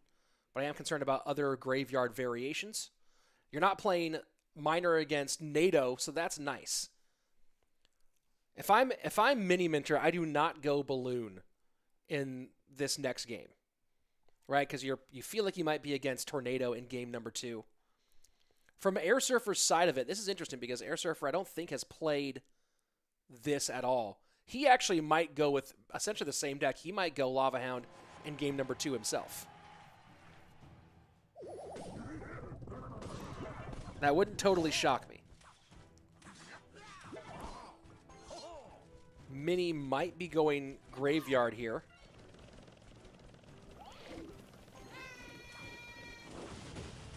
So it's Wall Breakers for Airsurfer.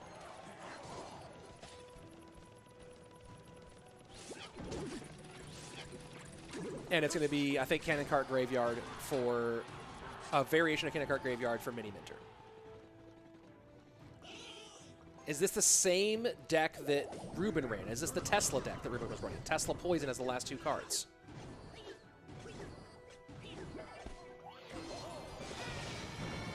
I will not be watching the UFC tonight, if anybody is asking.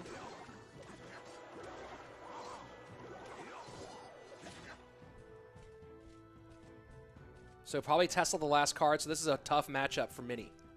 Really tough matchup for Mini. Good choice here by Airsurfer. Graveyard was a likely call in game 2 for the Peruvian. Airsurfer with a really good choice.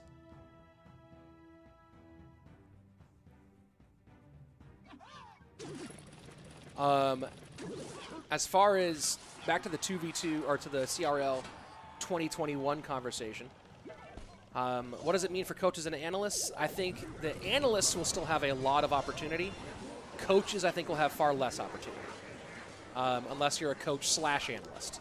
But just purely being a coach, which is mostly sort of keeping players on task, mental preparation, things like that, I think the coaches won't have as much unless they are also analysts.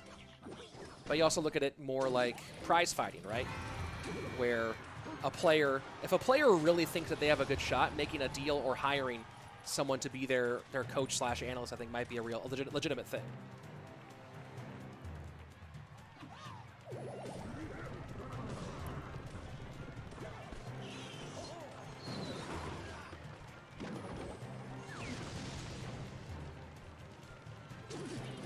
So far, pretty even.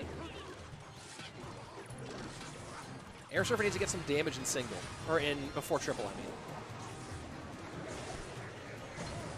Has lots of defensive options, but needs to put some damage in. While you have plenty of defensive capability here for Airsurfer's deck, between the Tesla, the spears, the bats, the poison, the barb barrel. With all of those things, still do not want to be facing against Graveyard and triple Elixir and not have at least somewhat of a lead.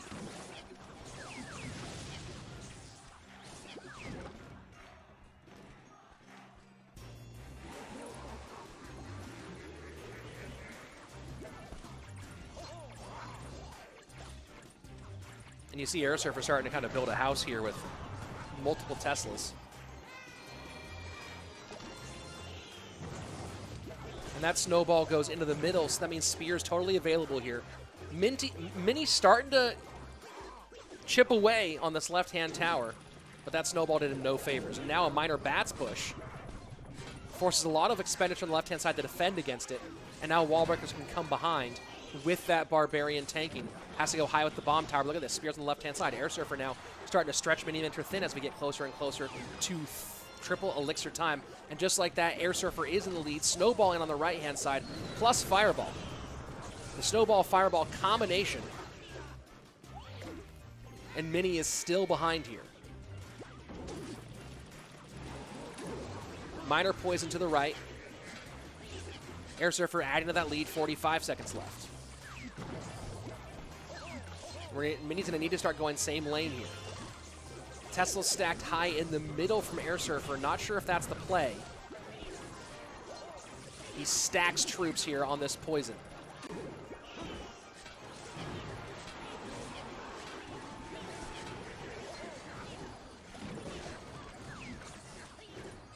Here we go. Switching lanes one more time is Miniminter.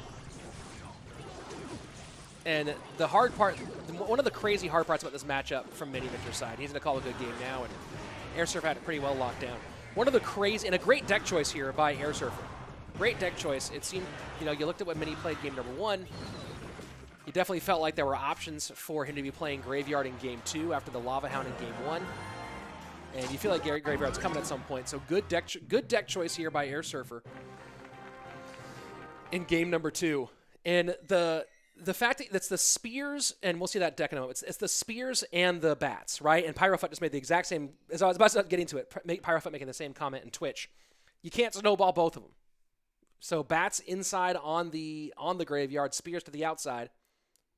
Boom, there you go. No way to defend, no way to stop both of those when you're trying to do your Graveyard push.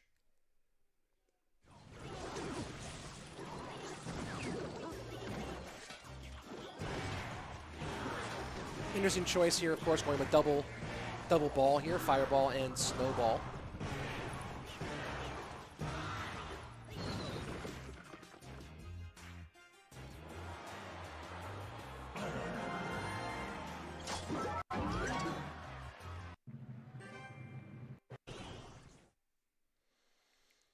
So now we've gone through 2 games. Oh, Airsurfer won both of them. Never mind. Don't know why my brain was broken there for a second. No, wait, never mind. Miniminter won the first game. Sometimes the Royale API website can be a little confusing. Tell Rich Layton to go follow the following URL and install and after the new version of this extension in order to unlock new features. Not touching any link that you put in there.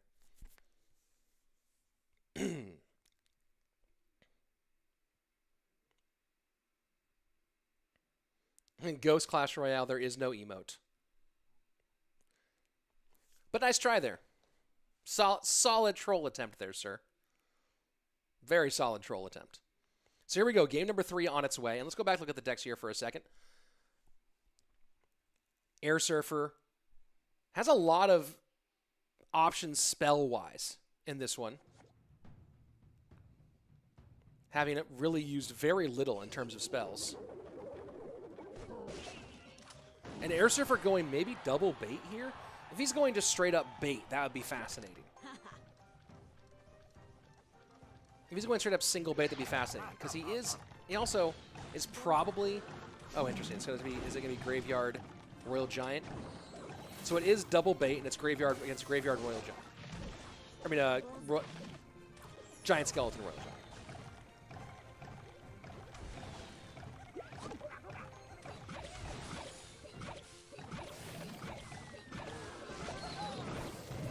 With Inferno Tower.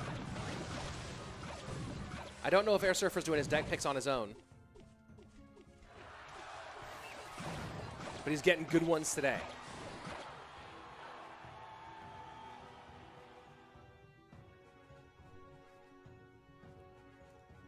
Solid choices today. By the way, guys, I haven't asked much for it. Go ahead and subscribe to the channel, everybody. We still have our finals, our grand final day tomorrow.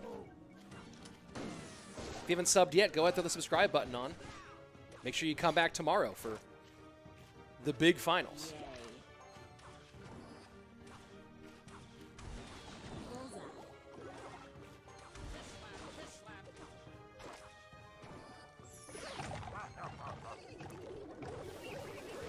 Barrel to the left-hand side.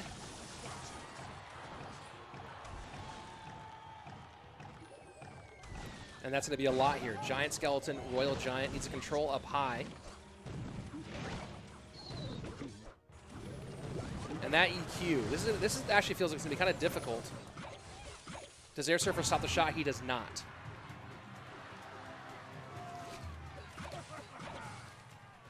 Airsurfer's double bait is very interesting. I think that the guy who was complaining about the talking, I think he's saying the chat is in the way of his screen.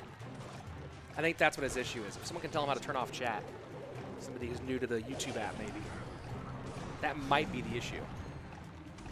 That or he's annoyed by my voice, which I totally understand. 2 princesses down. Inferno Tower should be coming late. Oh, but look at that. Royal Giant push to the outside. Inferno Tower totally useless. And Miniminter just totally running through it.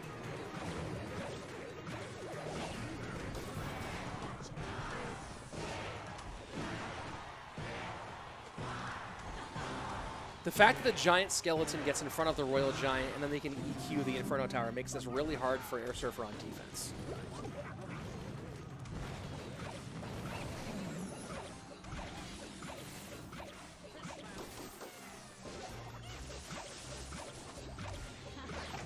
Giant Skeleton in. Does he split here with the Royal Giant, or does he stay in the same lane? Instead plays defense, Bar Barrel on the left-hand side, 2069. Giant Skeleton getting in pretty deep.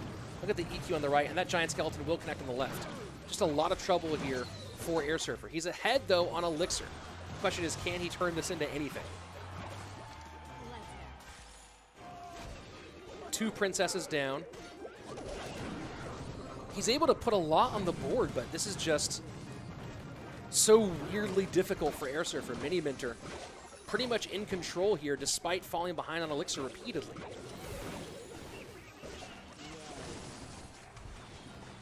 A big part of that here is that Electro Spirit, now that you think about it.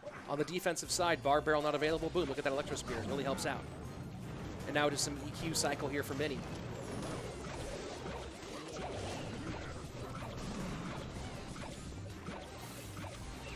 Miniminter totally dialed in. You feel like when Bait starts stacking princesses, that's the end for you. But so far, with 40 seconds left, Miniminter still holding on. Dart Goblin down, 2 princesses and a Dart Goblin. This is usually GG well played, you just lost to Bait. Instead, Airsurfer still ahead. And look at now, Airsurfer with 2 Hunters and a Fisherman. This is one of the this is one of the weirdest games of Clash Royale I have ever seen. I have to say that. This is one of the weirdest games. How often do you see that much backfield stacking in play in a non-spawner game? And a GG well played Miniminter with a good win here.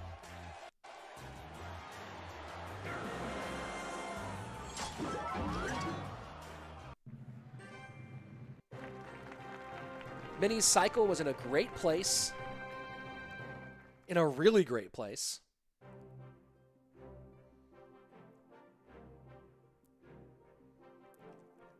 again, you know, you see Airsurfer getting so much on the board, and you feel like 2 princesses and a dart goblin. How do you stop that? This has got to be GG, but the giant skeleton able to absorb so much of it. And Miniminter continues in the tournament.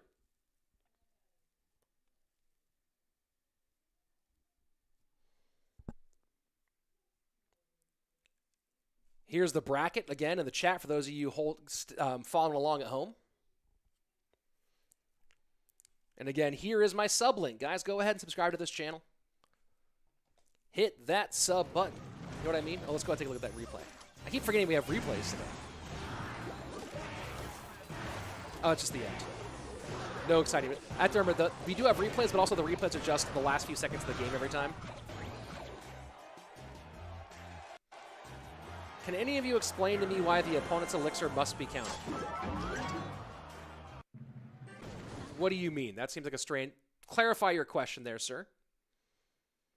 Yeah, rough. It felt like it could have been a good matchup for Airsurfer, but then you start thinking about it, and between the Zappies, the Electro Spirit, and the EQ, and then the Giant Skeleton in front of the Royal Giant, that made the Inferno Tower kind of a nil point as time went on. And then, yeah, even though we saw so much stacking, what it meant was that even though Airsurfer could stack like crazy, so could Miniminter. So there you go. Mini was, again, firmly in control the whole way through. So next up, we're going to have Anaban versus Belikin, and then Lucas versus Lciop, and then Mini versus Benzer. And then we'll have one more match after that one. And I believe Mini and Benzer is in best of 5. So we'll get more info on that later.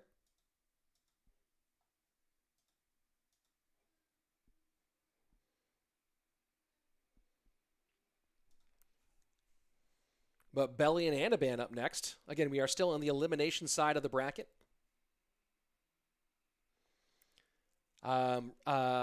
Rip Nia locked away saying, I love your commentary, man. After Sunday, when this is done, where can I see you again? Well, you can see me right here on my YouTube page. This is my YouTube channel, not the esports channel, although we are doing a really fun giveaway for the Clash Royale esports channel. Go ahead and follow me on Twitter. The exact link, let me see if I have the exact link. All the casters for CRL West are doing a contest right now. We're doing giveaways of these prize boxes to celebrate Clash Royale esports reaching 1 million subs on YouTube. I do not yet have 1 million subs on YouTube. One day, someday, I'll be a million sub person. But to enter that contest to win one, I'm giving away 10 of these boxes to celebrate that million subs on YouTube for CR Esports. Go to that that link on Twitter, and follow the instructions to enter. And maybe you can get in and win one of those 10 boxes. I know Andrew's giving away a bunch as well. So is Koji-san and Manu and Victor and Bruno. All the CRL West casters are going ahead and are going to be doing that. We should put on some background music. It's too quiet. Yeah, they're supposed to have their own background music on, but I guess they're not putting background music on during the breaks. So maybe I'll start putting on background music during the break. Maybe I'll do that, huh? Let me take a look at my background music situation. Yeah, you know what? I'll put on background music that plays during the breaks. How about that? That'll be my plan. There we go. Great plan, Slayton. And talking about good plans here, if you were not prepared for Belly to run Goblin Giant Double Prince, you are making a mistake in this tournament. Because Belly has run Double Prince every single match of this tournament. 3 of those, or he's at least had it loaded up. And he's run Goblin Giant Double Prince, I think, 2 or 3 times now. So there you go.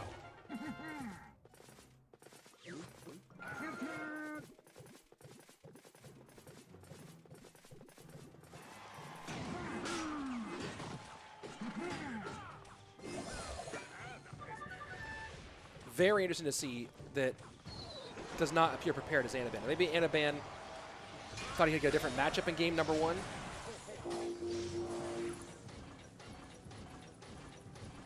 And of course, Anaban going Pekaloon free, so we'll see if he can find out something great about it. Of course, Belly knows that Zap's coming. Gonna take that balloon shot anyway, but he'll get the tower down on the right-hand side.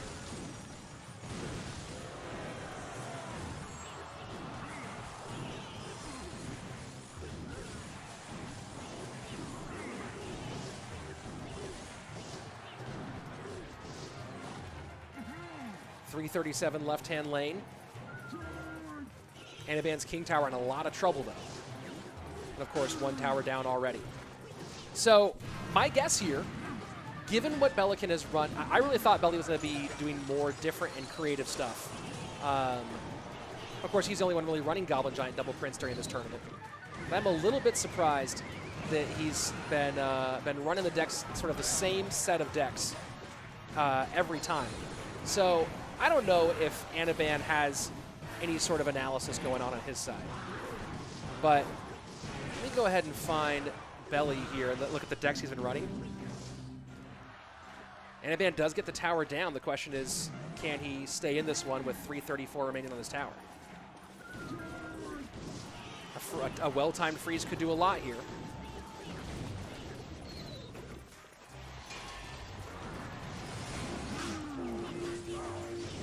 If this P.E.K.K.A goes down, which it should, we might see Belly just go Goblin Giant in that lane. Now goes Prince to the opposite lane.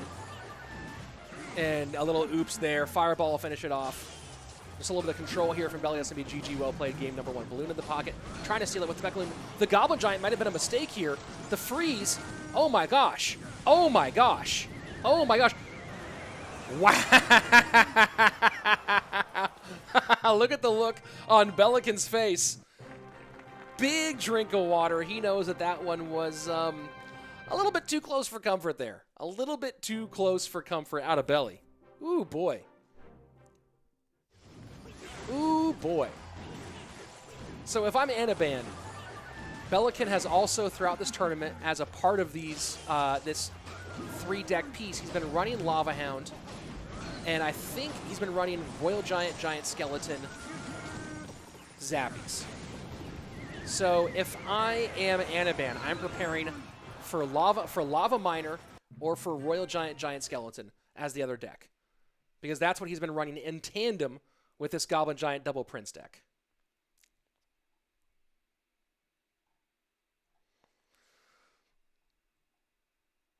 Very, very interesting.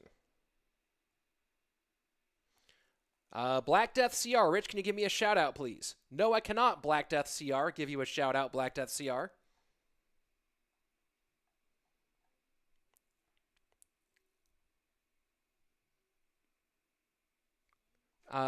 Scander, I think that dual mode will be better for matchup. Here's the thing about matchup, guys, right? And matchup is obviously a pretty consistent sticking point. Let's see if let me just make sure this music doesn't blow you out. I'll give you guys a little bit of, ooh, you know what? Hold on, guys. I'm working on giving you guys some music in between games so it's not just so quiet and me talking. Let's see. Now, why is that music not going to you guys? That's strange. You should be getting that music. 1 second, folks. That should be coming from there. And then let me just check my sound settings here. That's the correct device. Interesting. So why does that not give you guys that music? Very strange. Well, guys, I was trying to give you guys some music. Can you give a shout out to Positive Vibes? Yeah, Bill, Positive Vibes, for sure. Someone's using foul language in the chat. Well, I don't have I thought I had a mod here, but it appears that I don't.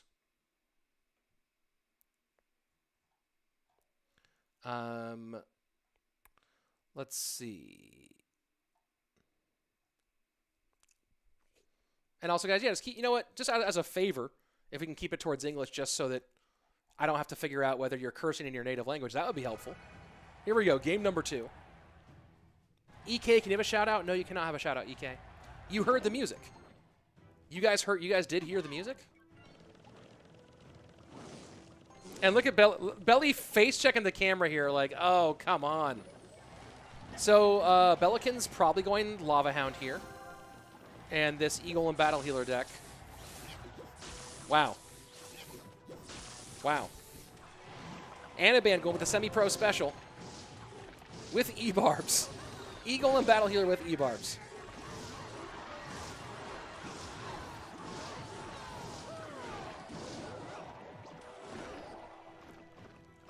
And does Belly double down here with the Elixir lead and the troops on the board?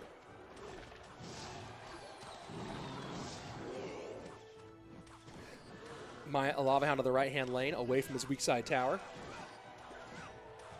Barbs will get a lot of that damage back, though. Belly way ahead on Elixir right now.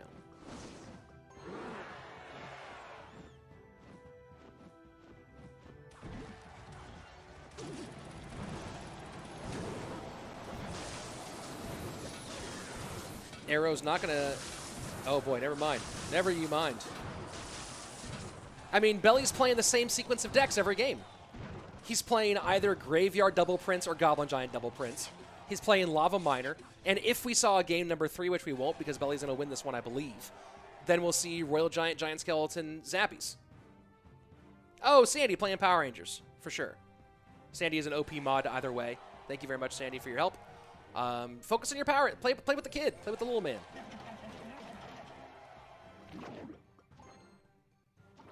And Belly just shaking his head here. If we go to game 3, Belikin's playing Royal Giant, Giant Skeleton, EQ, and Zappies. I'm kind of shocked at the level of preparation. Some of these players, I mean, I have the benefit of watching every single match, but also just go on Royale API, see what everyone's playing, man. It's all the info's right there. You can see literally every deck everyone's played in this tournament and what they're playing on ladder. And Belly might lose this tower here. And E-Barbs to the right. Barbarians in response.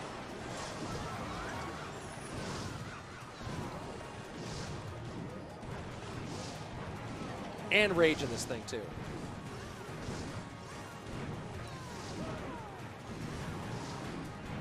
And Belikin Lava's up right into the middle. Same side Lava. And that Inferno Dragon got a lot of burn there. Very lucky for Belly it didn't get into the third stage.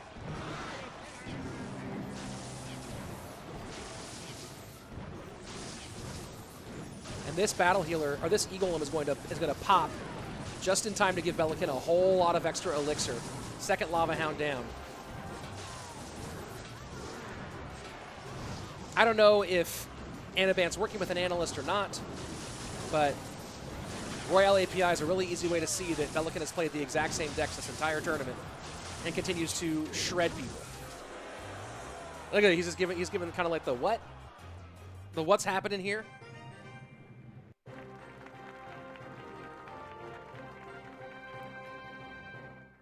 I wish Belly would like show us the third deck because it's definitely Royal Giant, Giant Skeleton with EQ and Zappies.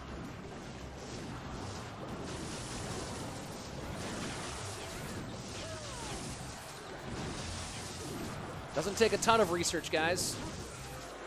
You go to Royale API, you type in St. Belikin, and you see all of his... Anaban didn't even get sniped here, guys. That's the funny part. He didn't even get sniped. These are just the 3 decks that Belikin has been playing this entire tournament. The only difference is he's played a little bit of Graveyard Double Prince instead of Goblin Giant Double Prince. Other than that, it's all right there. And yes, Belikin is one of the more entertaining guys to watch on the face cam for sure.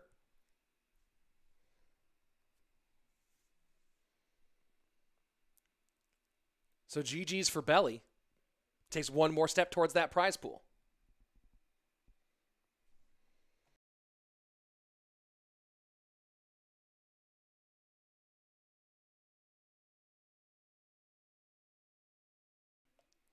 And let's see. Tell me, is this music playing, guys? Can you guys hear this music? I don't think it's going out to the stream.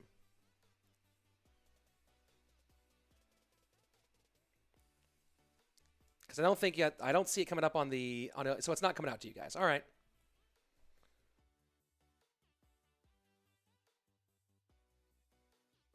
There is no emote today, guys.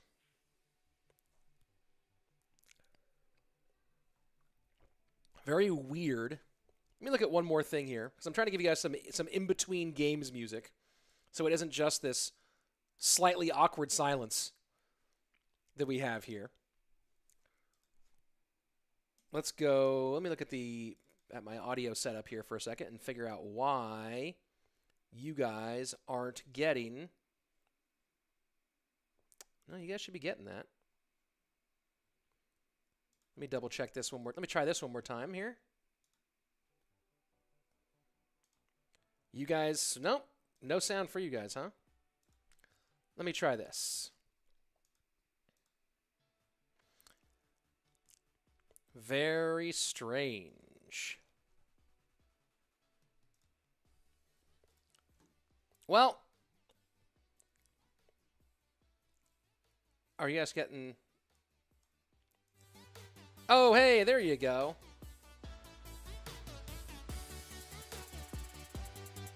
There we go. Now we have some light background music between games. And now I'll cut the music because we're back into the game. There we go. Now we're getting it.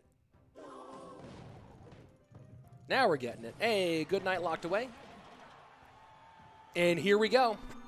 Lciop and Lucas. Loser leaves town matchup, as we are in the lower bracket.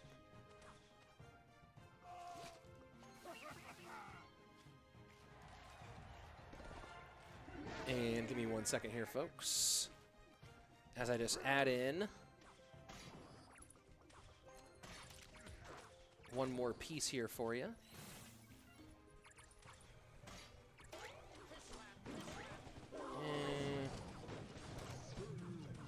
I don't know if we need this. What we do need is some great gameplay here.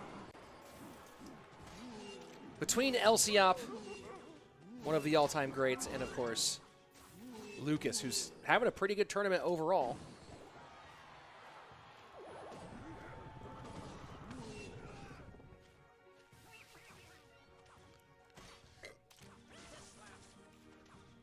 Both these guys, CRO World Finalists, of course. These two teams met at World Finals this year.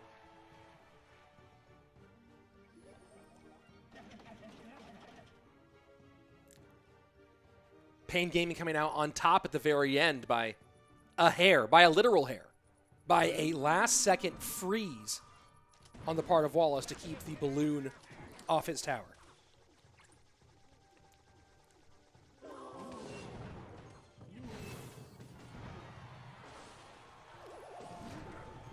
Lucas did not beat Rúben. We are in the lower bracket here. Ricardo Cedillo. So Rúben is still in the upper bracket. We are now in the lower bracket, meaning that the loser here is out of the tournament. Winner moves on in this double elimination.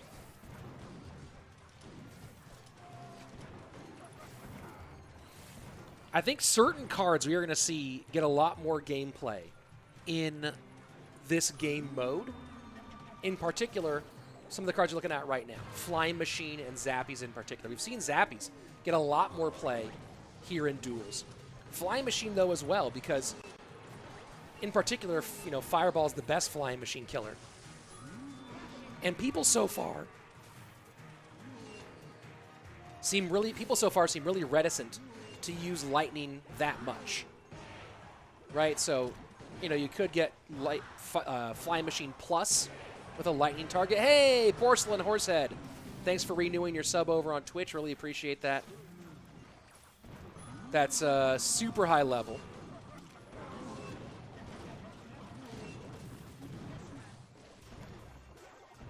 Do appreciate that tremendously.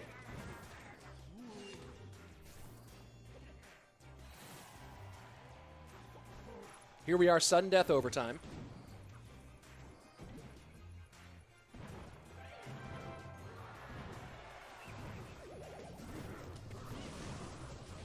And now, yeah, Flying Machine. You see, with Fireball, Flying Machine, less of a menace, but of course now, kaboom, opposite lane. But I think that we will see people abuse Flying Machine more in this format. And that's one interesting thing about this format overall, is I think certain cards that don't get used a lot, I mean, actually, without question, not I think, I know, certain cards that don't get used a lot get used more because you have to use them.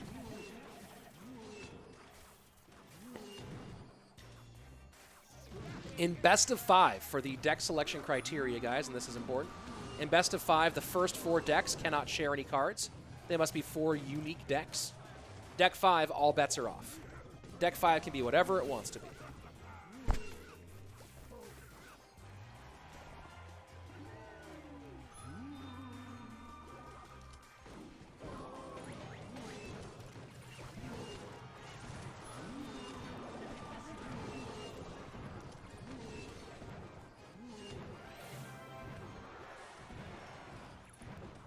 I believe that's what the rule is here.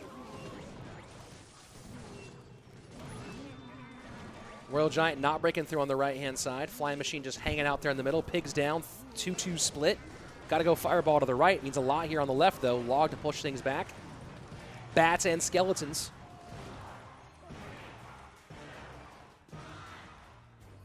And Lciop holds on for a nice win, game number 1.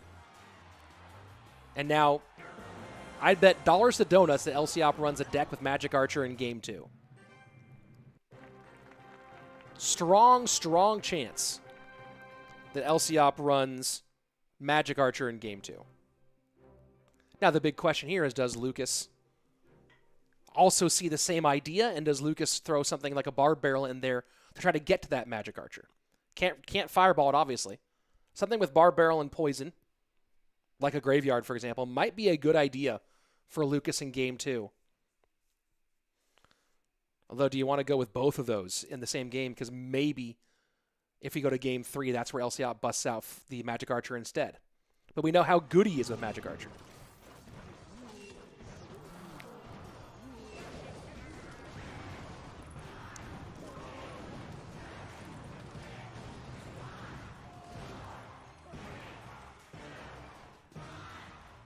And there you go, looking at the final moments. Spanish is on Twitch, on Koji-san's channel. There's the link in the chat. And, of course, talking about links in the chat, folks. There's the link to subscribe to my channel. If you haven't yet, go ahead and do that. Oh, and that music is a little bit loud. Let me pull that music back a bit. There we go. And now you guys will get some...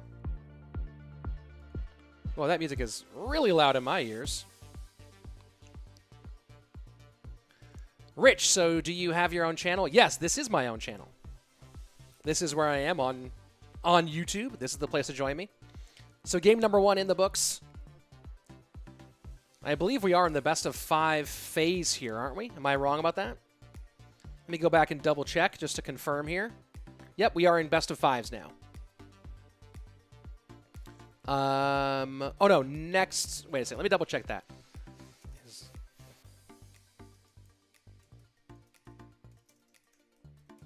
I'm just confirming here with League Ops, just to make sure I'm not giving you guys the wrong information.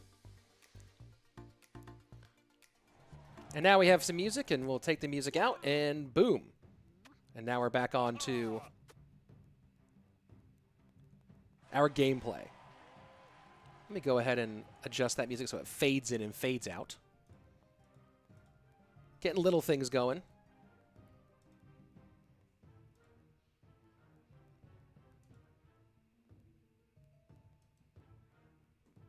Oh, and I can take my volume down a bit, too. Nice. There we go. That'll be a little bit better. Where's my partner, Andrew Guy? My guess is he's at his place in Los Angeles.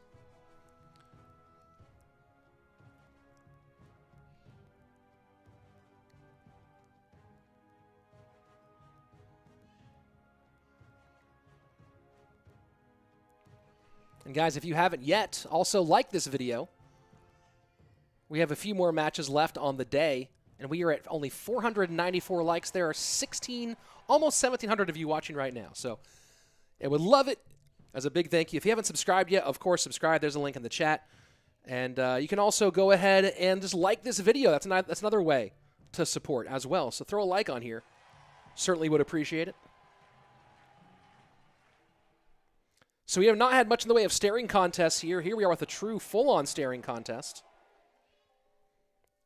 These guys just going, what are you thinking? Nah, what are you thinking? What are you thinking? Nah, what are you thinking? And I guess in about 11 seconds, we'll see the first play. Am I vegan, Rich? No, I am not. Give me some good old Texas barbecue. Yeah, might not be Minor Magic Archer then, says Swimmer, out of Lciop.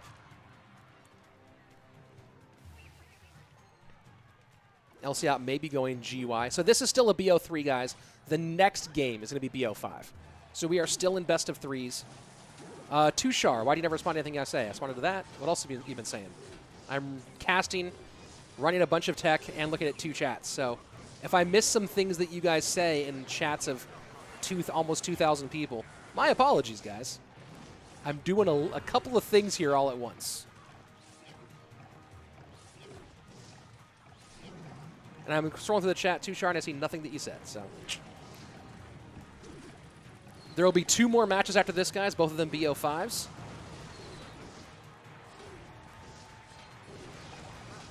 Graveyard in left-hand side.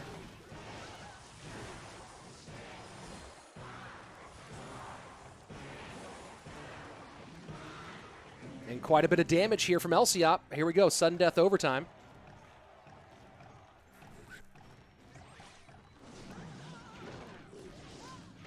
Balloon in, Inferno Tower. This is a nice setup here for Lciop.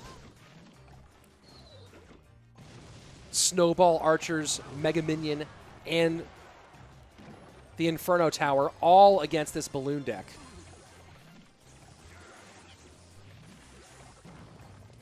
And I guess with Fireball, Zappies, and Flying Machine and Cage out, maybe Lucas thought it was a good chance for Balloon.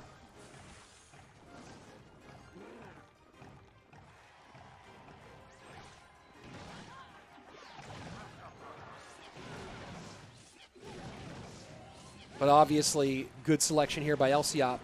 Balloon goes to the right-hand side. Snowball to retarget. And that should turn... No, it does not turn towards the Inferno Tower. Lciop does not get the pull correctly, the push correctly on that, and that just barely falls short. But that did require a little extra expenditure out of Lciop. The question is now, can Lucas do anything about it? Balloon to the right-hand side. Miner goes in right to the Inferno Tower. Good prediction here by Lucas.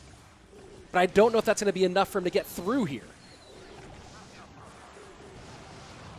But now Lucas starting to stack at the bridge. Lciop back to a second Inferno Tower. Miner goes way deep. NATO pulls things in. I believe that Skeleton Bomb is in range, and it is. Huge connection from the Giant Skeleton with 18 seconds left. And just like that, Lucas takes back game number 2. We're all tied up.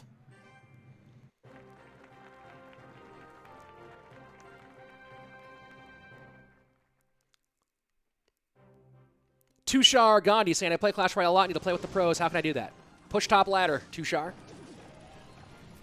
Make top 1,000 ladder, and you can be in CRL. CRL 2021. There you go.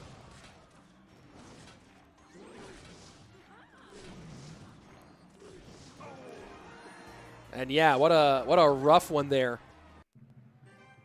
It really felt like Lciop had that one pretty nicely, but Lucas just able to get him.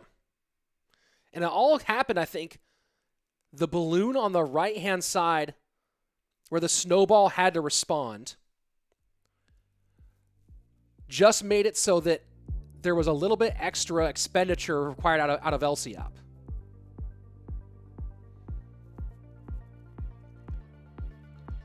And that was just maybe a bit much for him.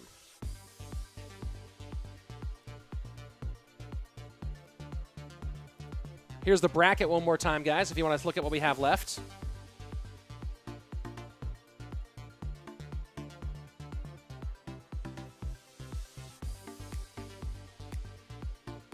And talking about these matchups now, Lucas has played Royal Giant and Balloon. You know, you look at the cards he's played so far. Poison is still left. Barb Barrel is still left.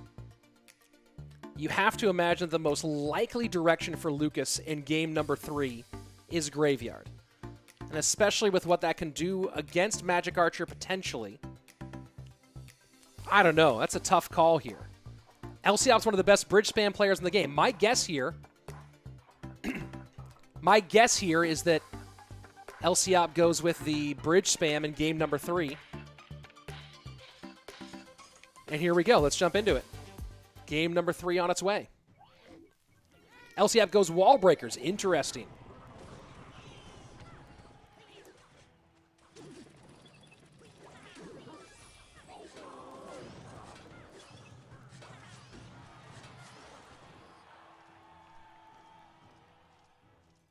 Lciop going minor wall breakers. I like the slight shift here from Lciop, and it's Lucas going with Magic Archer. So Lucas, oh, a nice little King Tower activation there out of Lciop. But as I say often, at what cost? 1,000 HP given up for that King Tower activation.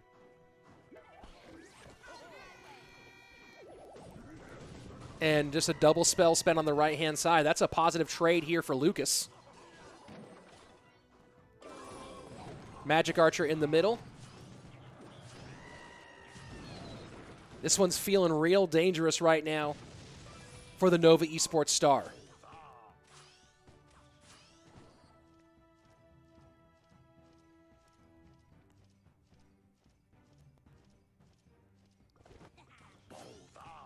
Bandit played in reply.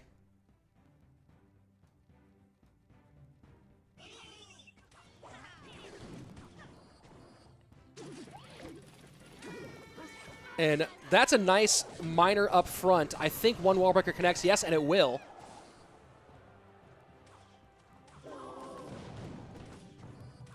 Well played by Lciop. First 2 minutes away. Lucas ahead on damage by quite a large margin, and with a almost precisely 1 elixir lead. 1 1/4 elixir lead right now for the Brazilian.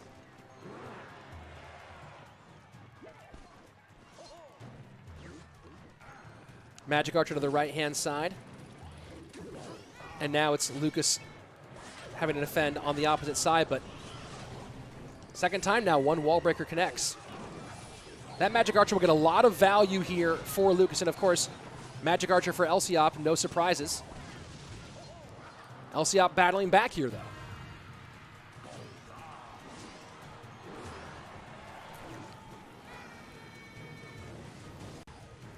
This is going to be a big push for Lucas on the left-hand side. I suspect that he's going to put a little bit more into this one with that Lumberjack. We'll see if he just lets this one die on the vine, though, and decides to set up in the back one more time. That's a good setup. Good control here from Lucas. And now Lciop trying to get some lineup here. Maybe he might NATO this all together. Yep, he does. So good damage on troops, good damage on tower, but now a lot going in the opposite direction. Spears to protect for the Magic Archer. Not going to do much, though. And that's going to be, I think the Ram Rider escapes here. Doesn't matter. Tower down. Lucas wins game number 3, and Nova Esports once again falls to the Brazilians of Pain Gaming.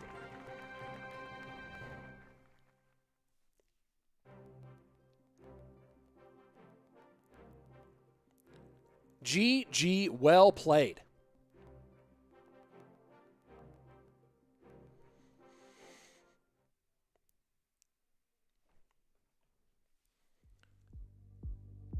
So there you go. We thought Magic Archer would come out in game number 3. Lciop's basically going to play Magic Archer once a best of 3, it seems like at this point.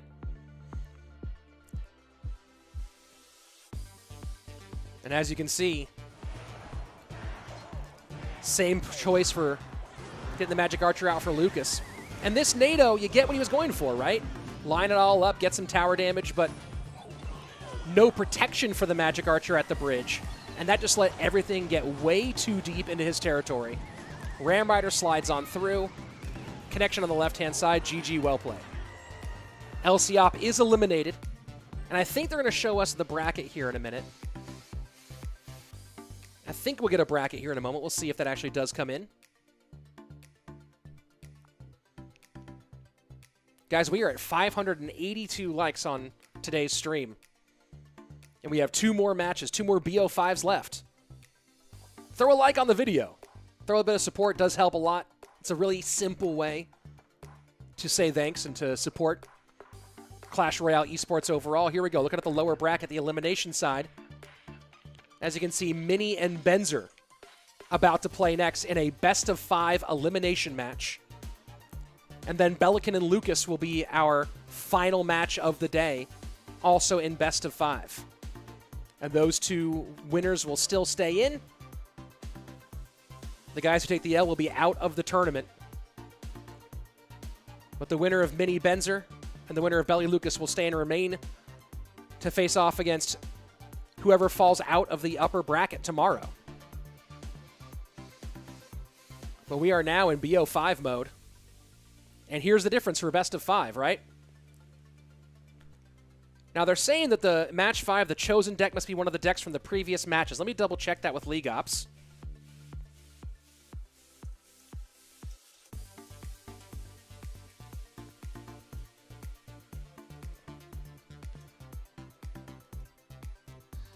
That would make more sense than deck 5 being anything. But as you can see, the first 4 decks for sure must all be completely unique and have no shared cards. That is a requirement of the first 4 decks. And this graphic puts that out there pretty clearly. I'm just confirming the rule on deck 5. Deck 5 is either one of the first 4 decks or it's any deck you want. I think it's going to be one of the first 4 decks, though. So we'll see if that actually is the case. And that song is not as long as I thought it was. Well, let's go ahead and hit it one more time so that you keep having some music here. You know, actually what I'm going to do is let's go ahead and play something else over on this side.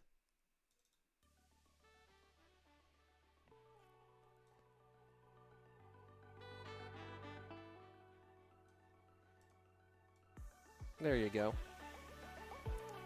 Giving you guys some sort of music here as we go through this. Yeah, so deck 5 is one of the first 4 decks. So that's what it is, guys. It is not that deck 5 is anything.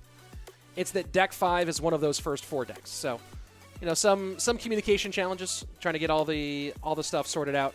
You know, the tournament directors are all Brazilian, speaking Portuguese, so some language things going back and forth here and there. But that's the rule here. The first 4 decks must all be different, and then deck 5 must be a one of those first 4. And yes, someone saying the first 4 decks are hilariously bad. Yeah, I can't argue with that one.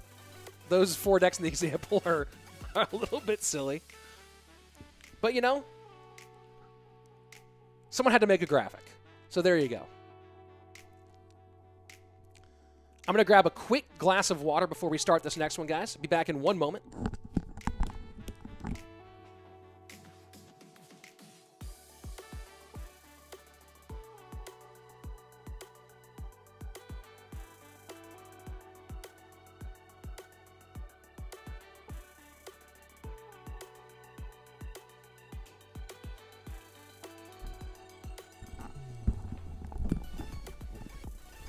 All right, here we go. I have been without water for a while.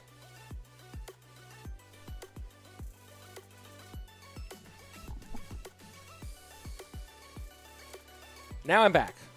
Hydrated, ready to go.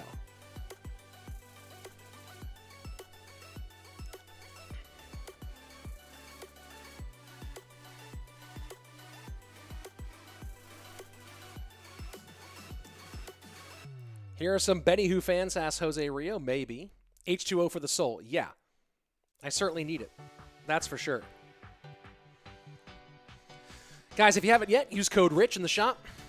Give some love, give some support overall. And if you don't use my code, guys, I'd love it if you use my code. If you don't use my code, use somebody's code. If you get something in the shop, don't forget to use a code, right? It's a great way to support your favorite creators, whether it's me, whether it's Ash, whether it's OJ. You know, Ash and OJ have plenty of support. So support me. You know what I'm saying? But yeah, support a creator no matter what. Just remember, before you get something in the shop, put that in, whether it's in Brawl Stars, Clash Royale, Clash of Clans. It helps us. That's a great way to just help us. And it really does, especially these days. It helps out a lot. So, you know, if you could throw a little bit of love there. What's the prize pool again? Asked Saber. $25,000. That's a lot of dollars. Do you know how many fresh sunglasses you can afford for $25,000? Well, these cost $25 a piece. So is that 1,000 pairs of these you could get? You get 1,000 pairs of sunglasses as dope as these for $25,000. Top prize is $17,000 to our number 1 place winner, $5,000 to second place, and $3,000 to third place. So yeah, go ahead and support somebody. And man, yeah, it's a cool prize pool. $17,000? That's pretty slick. That's pretty slick. So, and we have bigger prize pools coming up. Not only is CRL 2021 $1.6 million, $75,000 every single month, plus $1 million for the World Championship, which is insane. Good money for next year for CRL. There's going to be more tournaments like this next year in 2021, including in January, the Bren Chong Cup 3 is coming up. And that one's going to be great because starting next week, go ahead, follow me on Twitter for more information about this. Starting next week, there will be open qualifiers. The Moreno tournaments, like the Moreno Cup, or the Revel tournaments, the Moreno Cup, the CWA Cup, the AMG Cup, the Bren Chong Cup, all those cups, they're a mixture of invited pros and open qualifiers. So starting either tomorrow afternoon, my time, but definitely starting Monday, this next upcoming week, there will be open qualifiers for this for the Bren Chong Cup, which has a $33,000 prize pool. Maybe more, by the way. That's the last I heard. So a $30,000+ prize pool tournament in January with open qualifiers starting on Monday. So those of you asking right there, how do I get in on this? Follow me on Twitter. I'll retweet Revel when he puts the information out. There's a huge prize pool available that you can qualify for through open qualifiers. There will also be pros who are invited into the tournament. But yeah, that's what's happening. So great opportunities for anybody between CRL being completely open next year to anybody who wants to play. And of course, those events. And there'll be events like that pretty much every single month in 2021 as well. So CRL open to anybody. Big tournaments, some of them invitational, some of them open tournaments throughout the entire of 2021. Tons of chances for you guys. So go get it. Go get it. Cool glasses, someone said. Cool glasses? You know what? Yeah. I think those glasses are pretty cool, aren't they? Ain't that right? Ain't that fresh? Ain't that right? Ain't that fresh? Guys, we're waiting on our next matchup. I think we're just clarifying some rules here with the competitors. And while we're waiting, go ahead and subscribe to the channel. You know what I mean? Throw a like on this video. We're currently at 644. Let's hit 1,000 likes before this tournament is over. We have 2 matches left, 2 best-of-5s. And those of you say, Rich, start the match. I'm not in charge of that. I'm just here casting. Here's the match that's coming up, of course. It's going to be Mini and Benzer. But yeah, I'm not the one who starts the match or says the match goes now or whatever it is. So when the match starts is when the match starts. There you go. So it'll start when production tells me. I'm actually going to ask them when we're starting. So there you go. Boom. Yeah, these are pretty fire too, right? Talking about fresh sunglasses. You want to see some? You want to see fresh sunglasses, boy? You want the jam? Where's the jam? I mean, these are all the jam because I keep my eyes clean. Know what I mean? Boom. Take these ones off. What's going on? Oh, we went from the all blacks to the all whites? What's happening? This is what we do when we're waiting for the game to start. Rich, make the game start. I'm not in charge. But the game will start pretty soon. And of course, as I said before, boom, this is the game.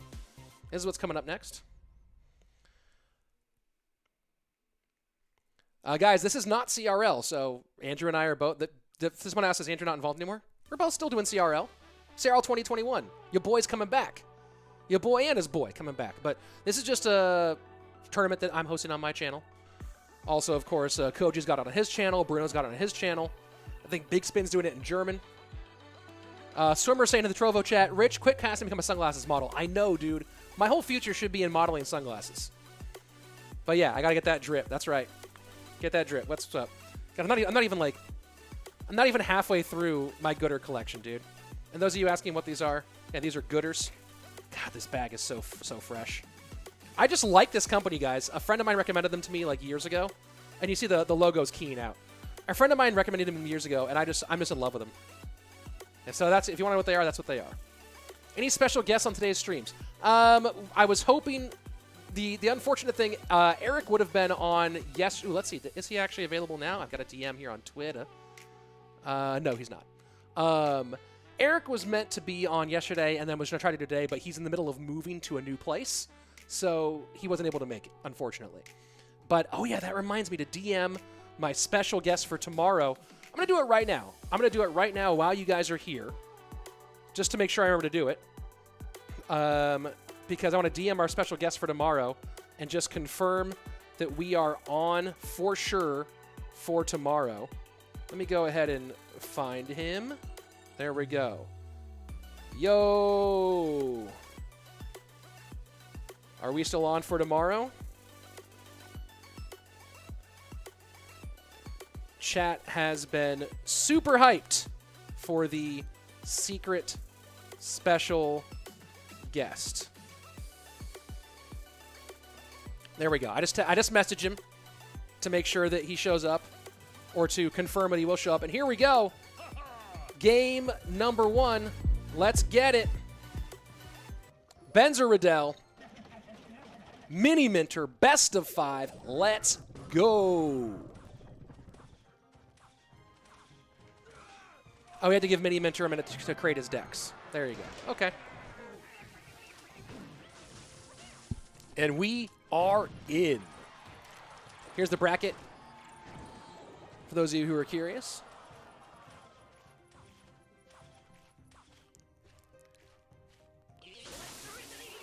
EU is left-hand side to the fish boy.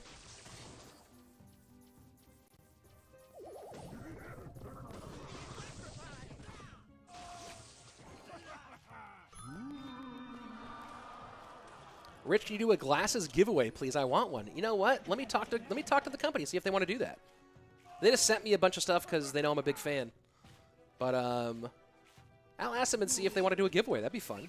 That could be a fun thing to do. Here we go. Royal Giant right-hand side. So it looks like it's RG versus RG here in game number 1. Fireball takes care of the Hunter with the Brawler behind, and that's going to be a lot of damage on the right-hand lane. Royal Giant gets 1, gets 2, gets 3 shots. 15-18 remains. Miniminter out to a pretty big lead here after the first 90 seconds, and Benzer already calling GG here.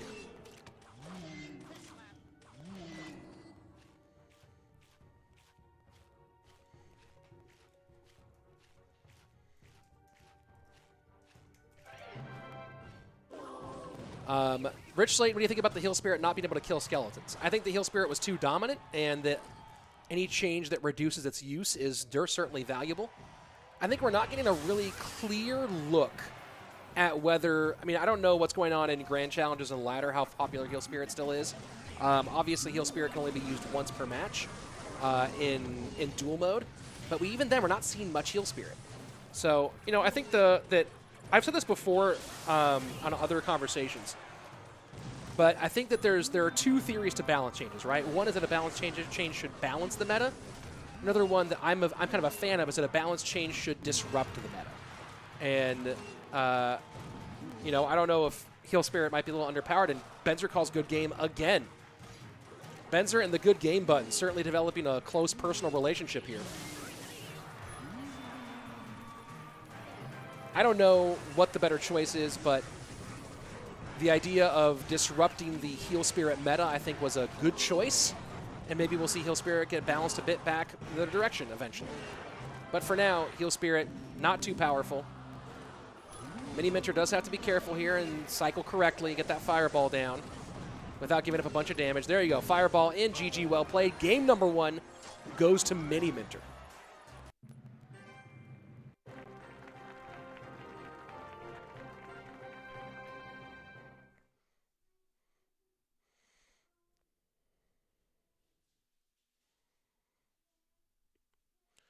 So there we go, game number 1.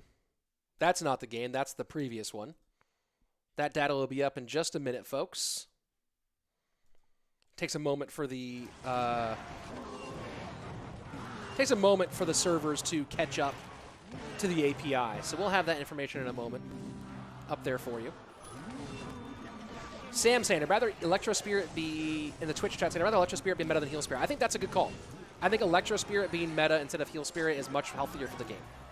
That's for sure. Richard, the BO5s also in dual format? Yes, they are. The first 4 decks must all be different, and the 5th deck must be one of the first 4 decks. Which is it's an interesting format. I think that dual mode is great in BO3. It gets complicated in BO5. Deck 4 becomes like a real weird game because you're locked in on whatever deck to use on deck 4. So you kind of have to choose deck 3 with deck 4 in mind, right? Like picking what you're going to go with in what order. I almost think a better format for duels when you want to go beyond best of 3 is a match where it's 3 best of 3 sets as opposed to BO5, right? So that's kind of how I think of it, is that I might try this on my channel with some, maybe I'll get like a big time matchup between 2 pretty big players, and they'll have to do some good prep beforehand to get ready for it. But I think that we'll see. We're getting a lot of BO5s here today and tomorrow, so we'll see a lot of that. But I do think there's a big possibility here that the better choice for if you want to go beyond BO3 for one of these, and I guess we're going right back into it into our next game. Here we go. Never mind, killing that music. I think there's a really good shot that maybe a match of best of 3 sets, BO3 duels, might end up being the better format in the long term. We'll see. I'll experiment with that a bit on my channel.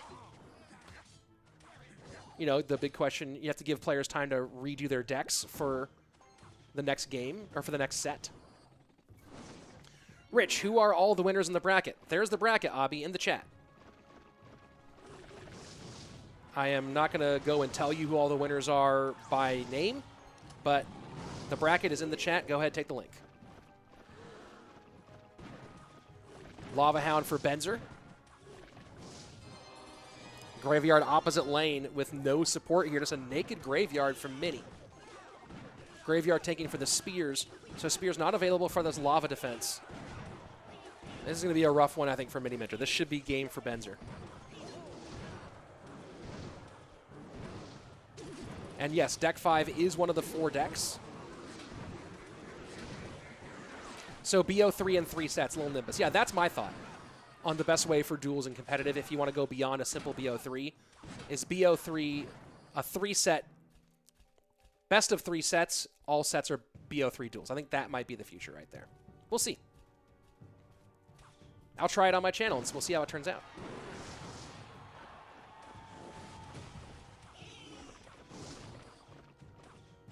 I think one thing that we would find out in that situation, and we're seeing it now, is a wider variety of card mastery. Right, so if we're doing best of 3 sets with BO3s, the possibility of 9 games, unless someone decides to run the same 3 decks all 3 matches, they're going to have to show some variety in their some more variety in card mastery.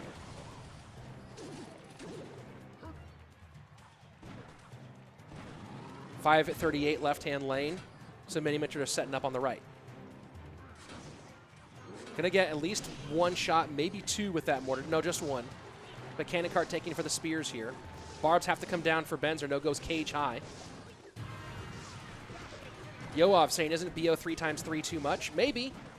But the only issue is, and we'll see, and I'm curious to see how it plays out over the next couple of days, is that BO5 with dual format, the question is, from a competitive standpoint, is deck number 4 going to be, right? Because one of the things I like about duels is the ability to make choices and to have more information and let that inform the choices you make in later games.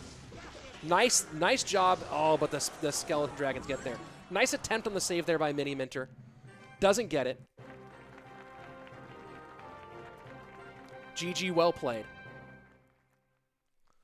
The hard part about the BO5s, right, is that game number 4 in those BO5s is always going to be with a deck that you're locked into, essentially, right?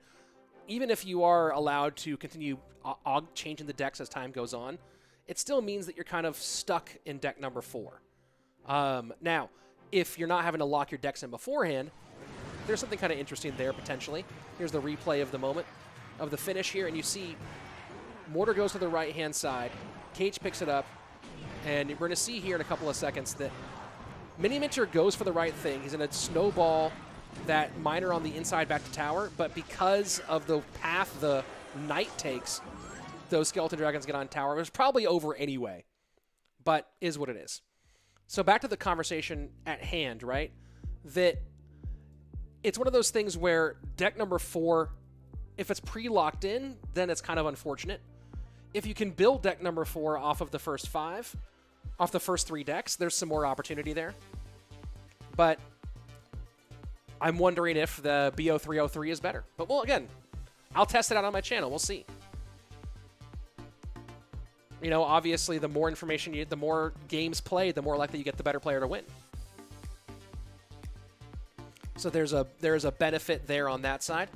Guys, we are at 685 likes. Thanks for throwing those likes in. See if we can hit 1,000 today. That'd be super fun. So there is currently no... Someone was asking about having a graphic on screen that listed all the decks. I'm guessing that's going to be something they do in the future. You know, once we're a little bit deeper into the using dual mode as the competitive mode. And there'll be some more opportunity for that. Right now, though, obviously that's not available. So I'll just have to tell you. But you can also follow along on Royal API. So in game number 1, Mini used Royal Giant, and so did Benzer. Here we go into our next game. So, again, keeping track of the decks here. Game number 1, both players used very similar looks of Royal Giant decks. Game number 2, it was Lava Miner with arrows for Benzer and Graveyard Cannon Cart Poison for Miniminter. So Fireball out for both. Benzer still has Poison. Miniminter has used both Log and Snowball.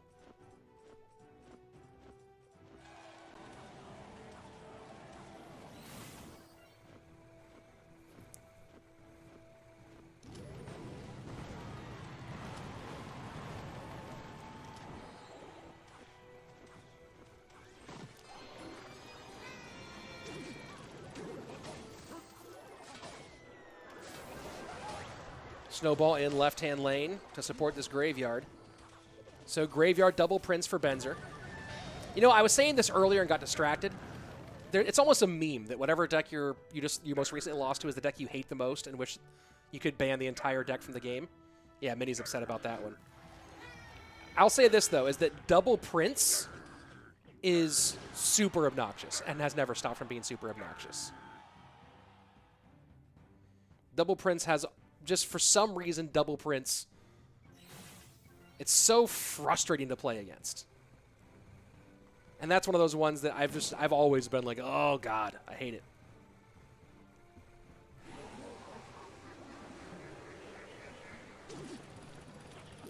Miner into the right-hand side. That's a lot of damage to take early on here for Mini.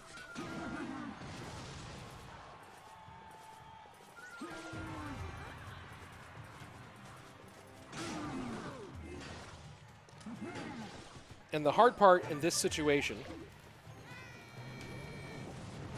is that Mini doesn't have a great way to control both Princes. If he can get his cycle right, I think he wants to control the Dart Prince with the delivery and the Classic Prince with the Valk. I might be having that backwards.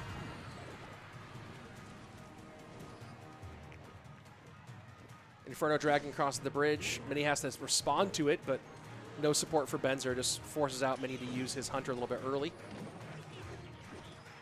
And one Spear Goblin escapes for a shot, 5-12. Just things going all wrong here for Mini in game number 3. And that's the hard part in this matchup. I wonder if maybe it's better for Mini to start responding to the Graveyard with EQ so he has another way to control the Princes as they come in. Wall breakers do both connect. Huge connection for Mini on the right-hand side. 263 to 948. And Benzer gets the poison down. Mini puts no pressure on. Snowball in. That's going to get at least one hit from a skeleton, I believe. Yeah, there you go. There's the hit. Wall breaker's trying to sneak on through. EQ trying to do it as well. Wow! Miniminter steals it. Oh, my word. Miniminter, the absolute Robin Hood of Clash Royale. Unbelievable. How many games is Miniminter going to steal? Like, this is Ocean's 11 and he's playing against a casino. Get out of here. Get out of here with what Mini's been doing this year. this tournament. One poison was all it took for Benzer at that point. And look at the replay here. Look at this finish. The Graveyard's going to get in and put it in poison range. And so many times here, Benzer just, in the last minute and a half, Benzer just lets the wall breakers sneak. And look at this. These wall breakers are going to sneak right on by. Kaboom, kaboom, earthquake. Wow. Absolute wow. The Valk picked up the aggro from the Zappies. And those wall breakers just slid on through, said, hey, is that a tower I can hit?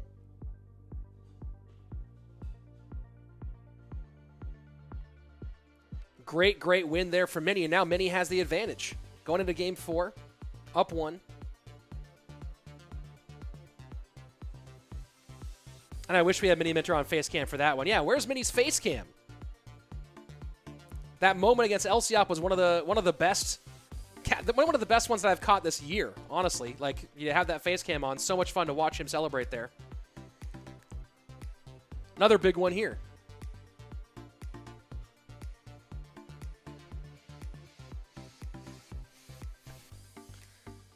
GG, well played. Game number 4 on its way. So, deck number 4 has to be different from the first 3 decks. And if we go to BO5, then it's whatever. It's any of those first 4 decks.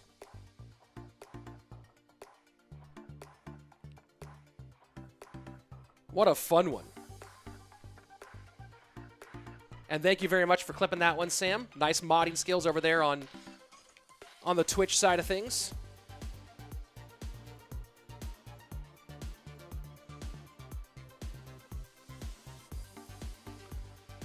So looking at the deck selection, I'll keep this deck on the screen for now so that you guys can follow on this conversation. Both players have played Royal Giant.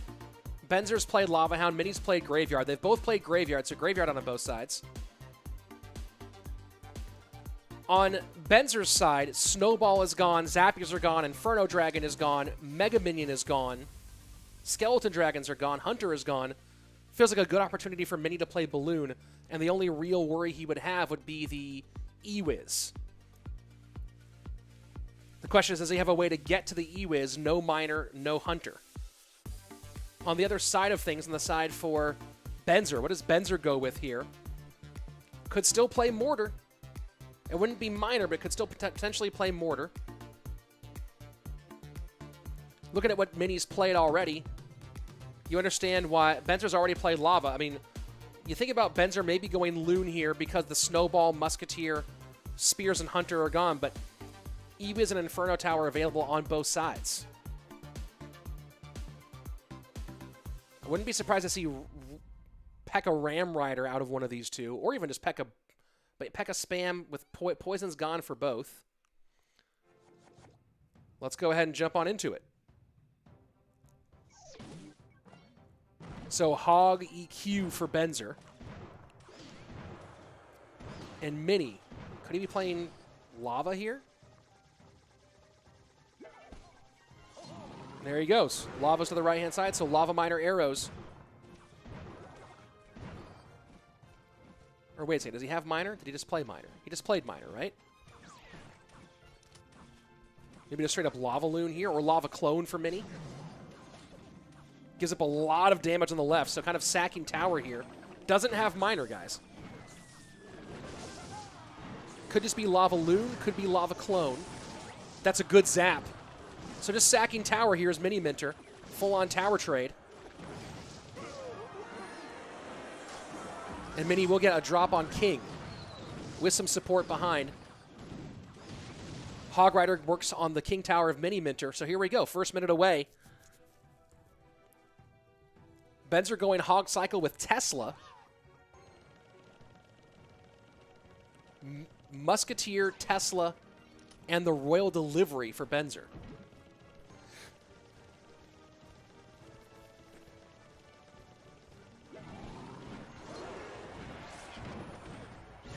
And Benzer cannot play Fireball, guys, because He played Fireball in game number 1. So Benzer probably rocking a weird version of Hoggy Q here.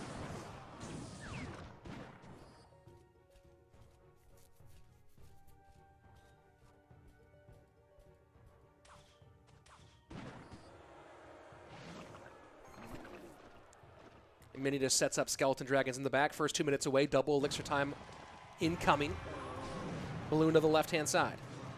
And just big push in the pocket. Tesla high to control and nothing for the Musketeer. Mini's going to get death damage here, but I think that's it. Yeah, death damage in. Does he get the Musketeer off? No, Musketeer behind and protected by that Royal Recruit. So Mini's going to have to spend a little bit to deal with this one. Mega Minion's going to get chipped down by that Musketeer pretty significantly, maybe even off the board entirely. And yeah, completely off, but now here you go. Miniminter setting up Lava Hound with Balloon, with Flying Machine behind. Protection for Benzer on both the Musketeer and the Tesla. Hog Rider goes to the right-hand side, going to connect twice here, but that's going to be it. Balloon trying to get there, but 2 Musketeers. And again, Mini's had no real way of getting to them, and good protection by Benzer overall. So here we go, sudden death overtime. 1668 on the Princess Tower of Benzer, with that log, that right-hand tower going down to 1681. Things very tight here. Mini's going to have to play his Barbs in response to the Hog, and he does. Barbs take care of business now. Pressure on the right-hand side for Miniminter and on the left-hand side with the Lava Hound one side, Barbs on the other side. Princess set up behind Tesla, not Princess, Musketeer. And again, the question is, can Miniminter get to these Musketeers? So far, the answer has really been no most of the way through. Arrows come in, second Muskie down. Is the Balloon going to get all the way in and connect? And the Balloon will? No, Tesla saves it at the last second here. Tesla does hold on, but now Pup's working on that tower left-hand side, 10:48, 90 seconds left. Hog Rider to the right, EQ in. Barb's working to stop the Hog from getting a shot, and they do. So successful defense, but good offense. Benzer still has the Musketeer on the left-hand side. Now, but full elixir for Miniminter. Going to have to go ahead and eat the Musketeer shots on King Tower is Mini. That King Tower now going to be down to under 1,500 HP, 1476, and Mini chooses to go ahead into the lane the Hog's been pushing. And look at that. You have the Knight in the pocket, Hog Rider coming through. Miniminter's trying to play cheap defense here and get a counter push, and it does work out. 698. Now Barb's there on the Musketeer on the left-hand side, 1048 on the top left-hand tower here for Benzer. 48 seconds left, and now delivery in the pocket. Hog Rider goes down. Are there Barbs again for Miniminter? I don't think so, so he has to play some cheap defense again. 298 remaining. Can Log and EQ get there in time for Benzer? Not entirely sure. Hog coming in, delivery, trying to stop that one. Balloon does connect, and Miniminter takes it in 4.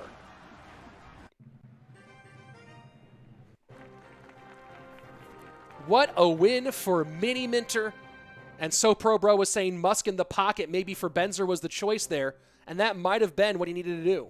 That might have been what Benzer needed to steal this one. Mini instead continues to chug along, eliminating Benzer.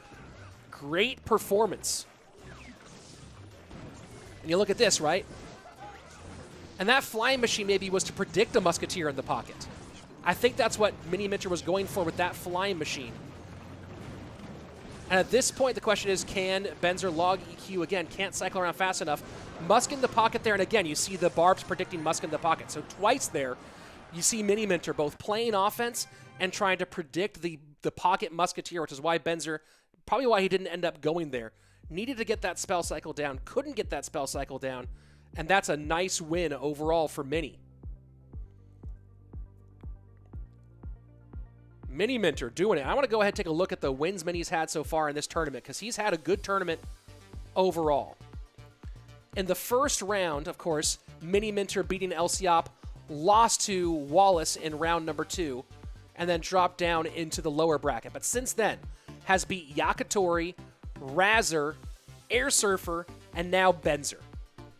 That's a heck of a run there for Miniminter in this tournament. Lciop, Yakitori, Razzer, Airsurfer, and Benzer. Mini having a great tournament overall. Very excited to see that. And he will now go and await the loser of Rúben versus Wallace. So he'll either get a rematch of Miniminter and Wallace as they face each other in round number 2 of the upper bracket, or if Wallace does somehow get past Rúben, it'll be the toughest test of Miniminter's career, going against Rúben in a best of 5. So that will be a fascinating matchup no matter what. Miniminter has done very well getting this far. And I believe that that matchup will be, yeah, that'll be an important one. Obviously, they're all important at that point. Coming up next is Belikin versus Lucas. The winner of this will face the loser of Jupiter King and Bale. And this is our final match of the day, folks. So I'm pretty excited about it. Best of 5, again, of course. And I do really appreciate, of course, I see so many of you here right now.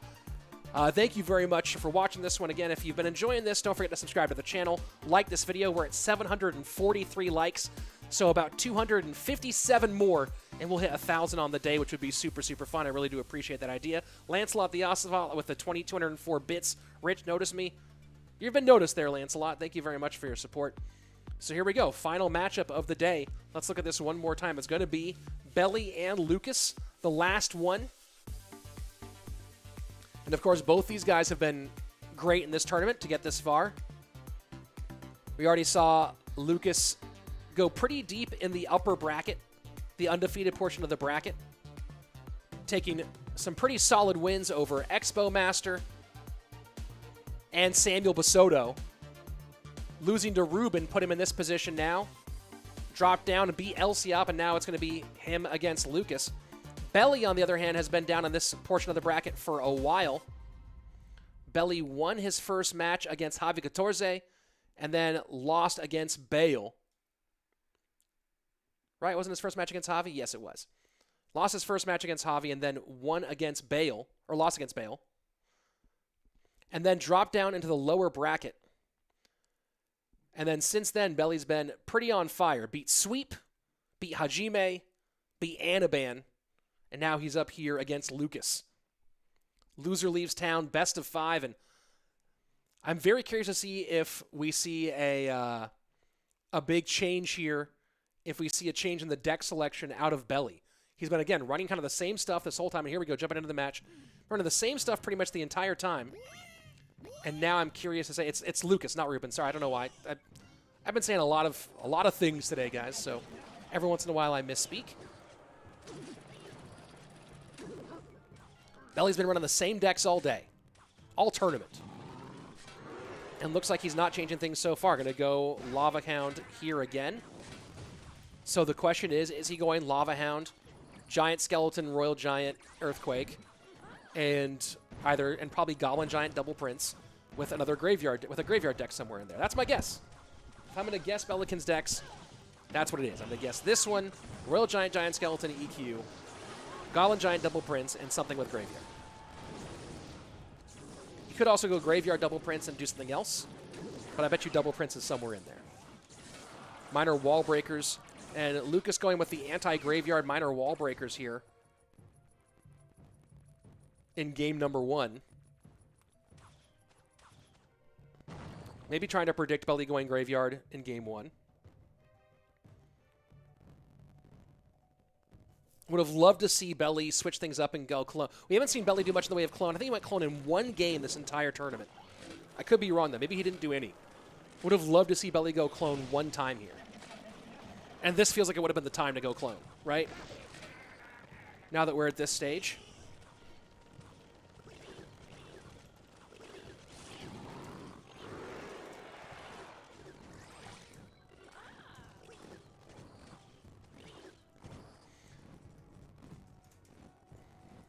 And yeah, I hear there's a little sizzle on the sound there, guys. I'm going to go ahead and report that into the league operations. Snowball there on the bats means Wall Breakers immediately right-hand side, and Belly knows it. Belly's just hoping he can go ahead and get the tower trade here. Lava Hound still alive, Miner in. But Lava Hound not tanking for the Miner, which means that Fireball gets an easy cleanup.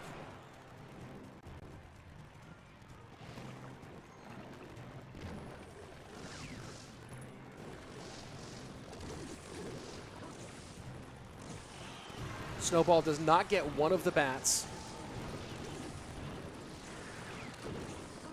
And this is feeling like it's going to be a GG well played here for Lucas.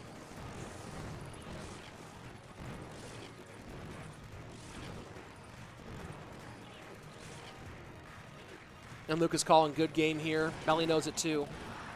No way for Belikin to get on tower in this time.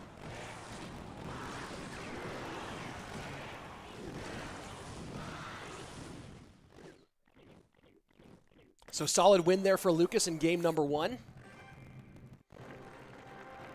And I'm really wondering if Belly makes any sort of adjustments in the deck pool. He's been essentially on the same deck pool pretty much this entire time.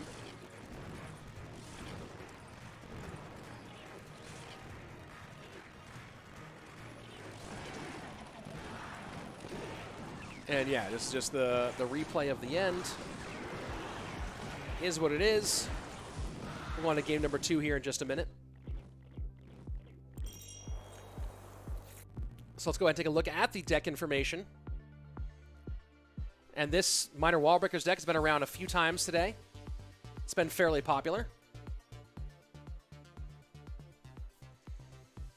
But here's the big question, right? Is what's Belly doing? Is he going to switch things up?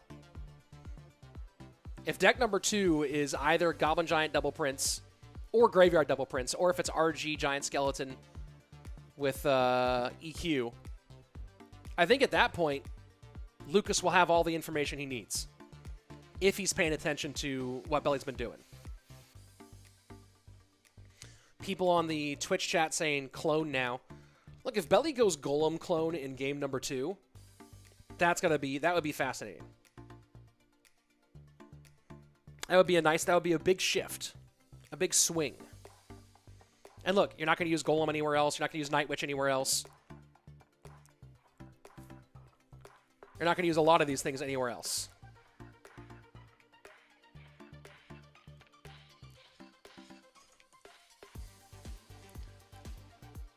So that would kind of be my pick, is to go clone here.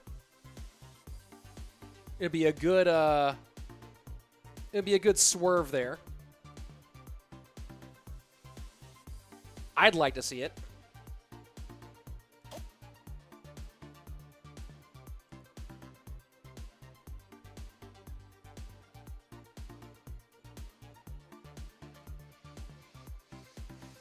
Is Rúben eliminated? No, Rúben is not eliminated. Ruben's still in the tournament. And I guess here's the bracket for those of you who want to check it out. Let me go ahead and look at what Lucas has been running so far in the tournament.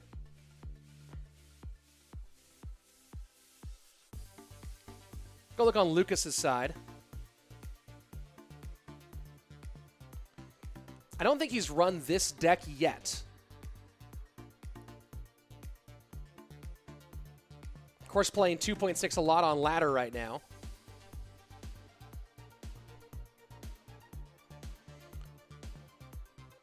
But he has not run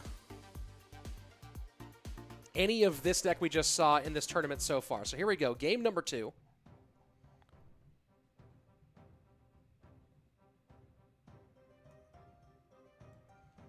Lucas up 1.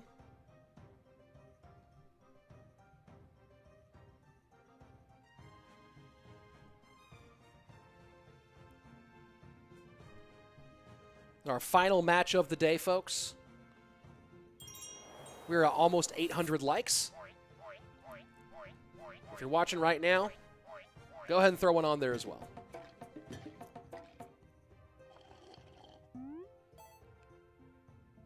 And Belly just sitting back. I would expect Lucas to be the more aggressive player here. He just went pretty quick cycle, so maybe Lucas is changing tempo. During this tournament, he has run Ram Rider. He's run Giant Skeleton Loon, although that was a minor, and minor just got played. Of course, Lucas has run Royal Giant. Ran some Graveyard against Rúben. Ran 6 Loon against Rúben as well.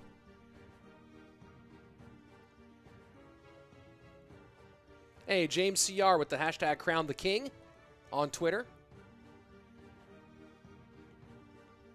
Thanks for watching, James, and thanks for being a part of the overall event and community. So true staring contest here, second staring contest of the day.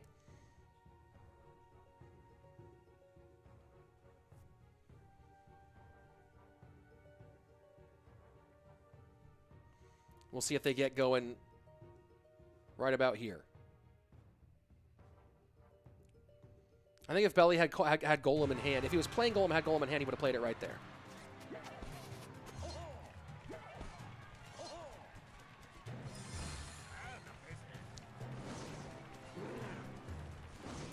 So Belikin might be playing Electro Giant here. I mean, it looks like a mirror match here. It's either a lot of Graveyard. So looking like it's definitely going to be Graveyard for Lucas. Is Belly playing Graveyard as well? And he is. So here you go, guys. You want to see a mirror match? I mean, we're seeing mirror match with almost the same starting hands.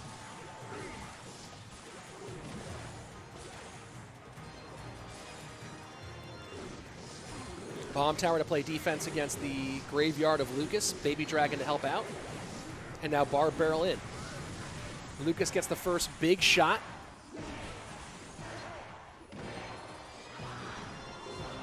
And Bomb Tower high, Baby Dragon in defense on the low end.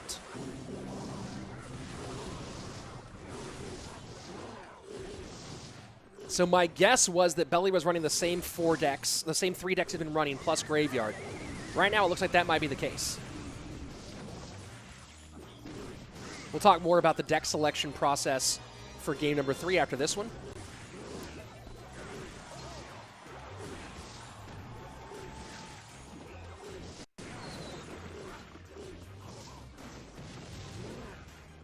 And Belly's going to let those troops get into tank. That's to give away a lot of poison value. NATO pulls all that together. Lucas certainly get the better of these early exchanges, that's for sure. Belly has to play Bomb Tower high to hold off against that Baby Dragon, not the play he wanted to do. But it's what he had to do. And now Belly goes opposite lane. Just a threat there. And now Belikin's forced to play defensive poison plus Barb Barrel. Belikin's trying to find some way to change the conversation here. And this might be it. That Baby Dragon gets a little too close to Princess Tower, unfortunately for him. He would have loved that Baby Dragon to stay on his side of the bridge. Doesn't happen. And so now Lucas is able to put it back into the left-hand lane. If that Baby Dragon had stayed 1 tile closer to Belly's side, that would have been a big moment for Belly. Unfortunately for him, doesn't happen. And now looks like, more likely than not, he's going to take the L here in game number 2 and be 1 game away from elimination.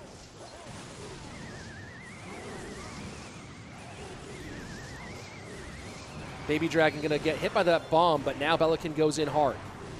Graveyard in, poison in as well. Not going to do enough here. GG, well played. Lucas is going to be up 2 with a chance to close things out here in game number 3.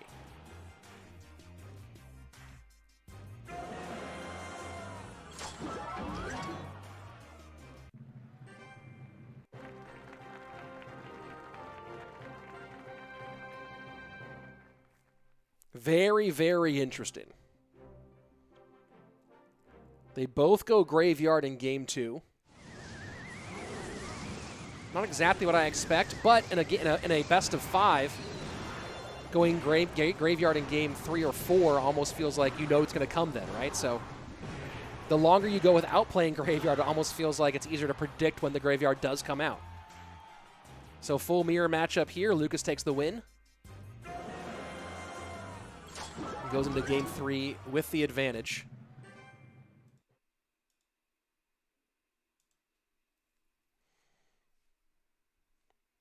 So decks that we've seen so far from these two, both of them have played Minor, so Minor no longer available for either player.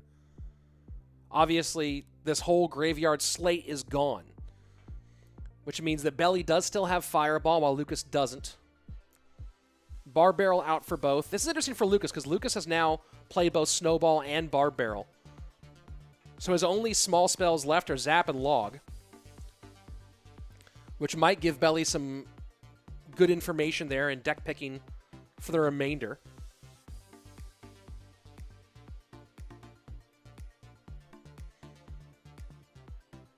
Lava Hound out for Belly, obviously, from game number 1. Minor Wall Breakers out for Lucas. Lucas could still play Hog. EQ has Log and Earthquake still remaining. And of course, Lucas is one of the best Hog players in the game. Lucas does not have to be worried about Lava Clone because Lava got played in game number 1. Belly could still go Golem Clone. Golem Night Witch Clone or Giant Skelly. If he went Giant Skelly Skeleton Barrel clone. That's also an interesting choice. No poison, no fireball, no NATO, no snowball. Zap is the only aerial spell available for that.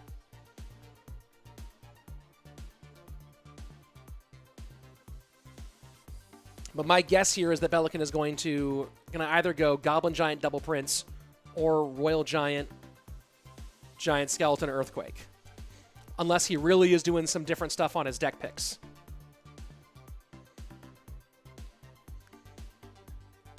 Really good thing he didn't go clone in game number 2, because obviously Lucas would have had a lot of answers for that with the poison, the NATO, and the Ice Whiz.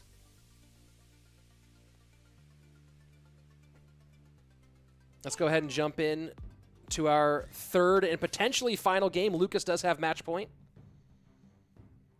NATO gone, poison gone. Is this when Belikin pulls a Belikin special, or is it too predictable here? Arrows still available for Lucas, so. And yeah, Belly goes Giant Skeleton, Royal Giant Royal Giant EQ.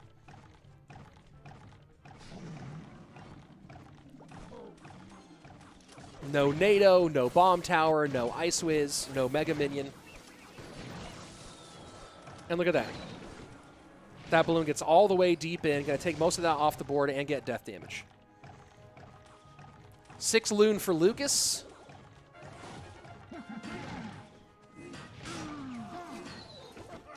And good Fisherman there from Belly to pin that Dark Prince in Giant Skeleton Death Bomb range. I think Lucas did run this exact same balloon deck earlier. No, he didn't. He ran a variation of 6 Loon with the Elite Barbarians rather than Dark Prince. And I'm wondering if that's the only major change here. No, he ran Snowball there instead of arrows.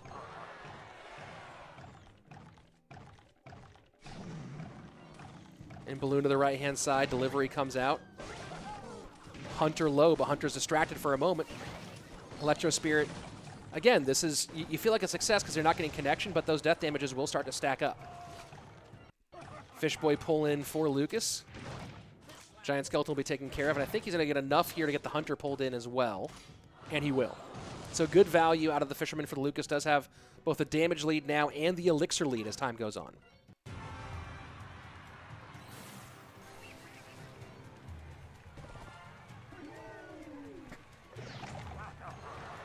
Three split one more time.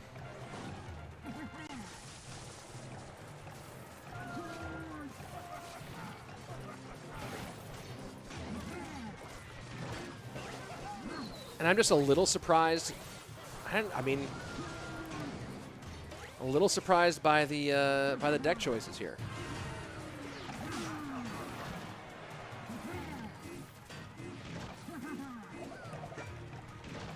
Giant Skeleton can clear a lot of this off.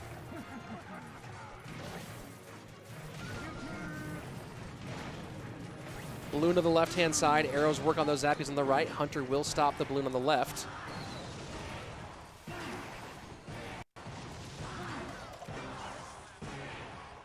Here we go. Sudden death overtime. 18-15 to 21-26. Lucas in the lead here.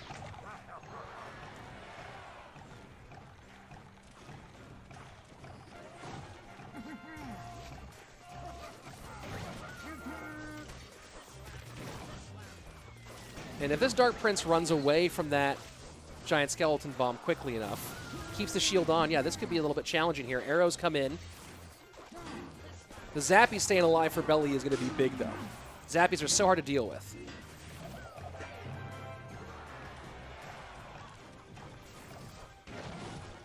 And this is where this Royal Giant can get a little bit dangerous here. Gets one shot, gets 2 shots, and just like that, Belly back in the lead. No real way of dealing with the Zappies, and that's part of the choice here for Belikin. Right? No, take a look at the last 2 games being played. Poison out, Fireball out. Abuse the Zappies. The question is, will it be enough? Hunter E-Spirit does stop that balloon. Death damage will get in one more time, though. 52 seconds left. Lead back to Lucas. And pressures again high with the 6-man. 4-2 split. and delivery doesn't get damage on that balloon. That's big. That's really big. Hunter gone. Zappy's down again. Balloon connects. And it's all going wrong for Belikin here. Arrows in. Belikin needs to pressure now before those arrows can get back in. I don't know if he can do anything about it. Electro Spirit behind, plus the Zappies. Royal Giant trying to get there, but the Inferno Dragon protected by the Royal Recruits, and that's going to be a good game. Arrows come in. Tower not finished. Doesn't matter. Lucas locks things down. GG, well played. 3-0 win for Lucas, and he moves on.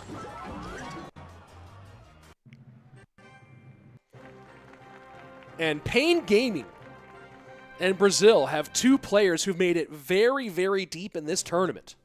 Wallace and Lucas continuing to show why Pain made a good choice with their roster for this 2020 year, for this fall split.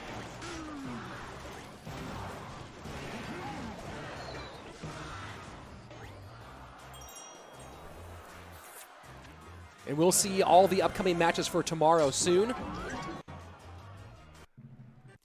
But we know one of those will be Lucas.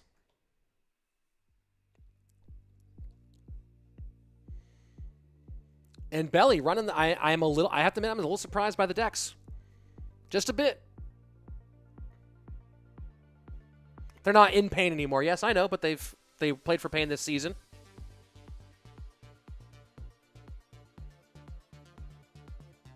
Are we down to just the top 6, or are we at the top 8? We'll see all the matches here in a moment, all the bracket stuff for tomorrow here in a second. Either way, here we go in the lower bracket. I think we're top 6 now. Miniminter and Lucas both awaiting their opponents. We're down to the top 6. 3 of these 6 players will walk away with at least $3,000, $3,000 to third place, $5,000 to second place, and $17,000 to first place. 3 of those 6 will end up there, Miniminter and Lucas. I believe they have to win at least 2 to be in the money. Because I believe the winner of that Phase 7 lower bracket is in the money. So here we go. Jupiter King versus Bale on the winner's side. Winner moves on in the undefeated side portion of the bracket. And I believe would be guaranteed a spot in the top 3. Rúben and Wallace as well. Best of 5 tomorrow. So the winners of those two will face off in the semifinal. I believe they will both be guaranteed in the money at that point. And then the loser of those 2 matches will go on to face Lucas and to face Miniminter.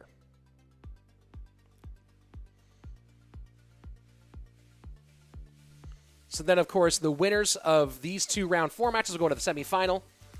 The winner of that will be guaranteed into the grand final against the winner of our lower bracket side. So there you go, as you can see it. Guess I didn't update Lucas into this graphic yet, but he should be in that 3rd match there. And yeah, that's the lineup for tomorrow. Potentially 9 matches, all BO5. And of course, if the winner of the upper bracket gets defeated in the finals, well, it's a double elimination. They'll have 2 chances, so we could have a double final here. Very big possibility we'll see something like that happen. Who knows? But I do know that I am absolutely pumped and really excited. I mean, one thing to think about, right, in this matchup, in this final here, is look at the number of players. I mean, all of these are new to CRL in 2020. Miniminter was supposed to be on a team, didn't end up being on a team.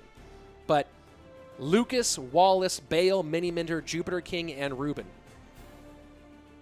That's the future of that's 2021 Clash Royale right there. That's CRL 2021. You look at those 6 players. So very well done for all of them. And we are certainly going to be crowning the king very, very soon here. And then again, there you go. There's our matches for tomorrow. One more time, guys. I'm Rich Slayton. Thank you so much for coming and being a part of the stream. We are back here tomorrow, and I'm confirming that we have a very special guest, fingers crossed, for our final tomorrow. Make sure you subscribe to the channel if you haven't yet. There's a link in the chat. Ring the bell for notifications so you get notified. Tomorrow we start 8 a.m. Pacific, 11 a.m. Eastern, and the rest of the times will be on the graphic as I switch to that here in just one moment for to assign the $25,000 grand prize. It's been fun. Enjoyed hanging out with you guys. I'll see you back here tomorrow for more Clash Royale All Stars. I'm Rich Slayton.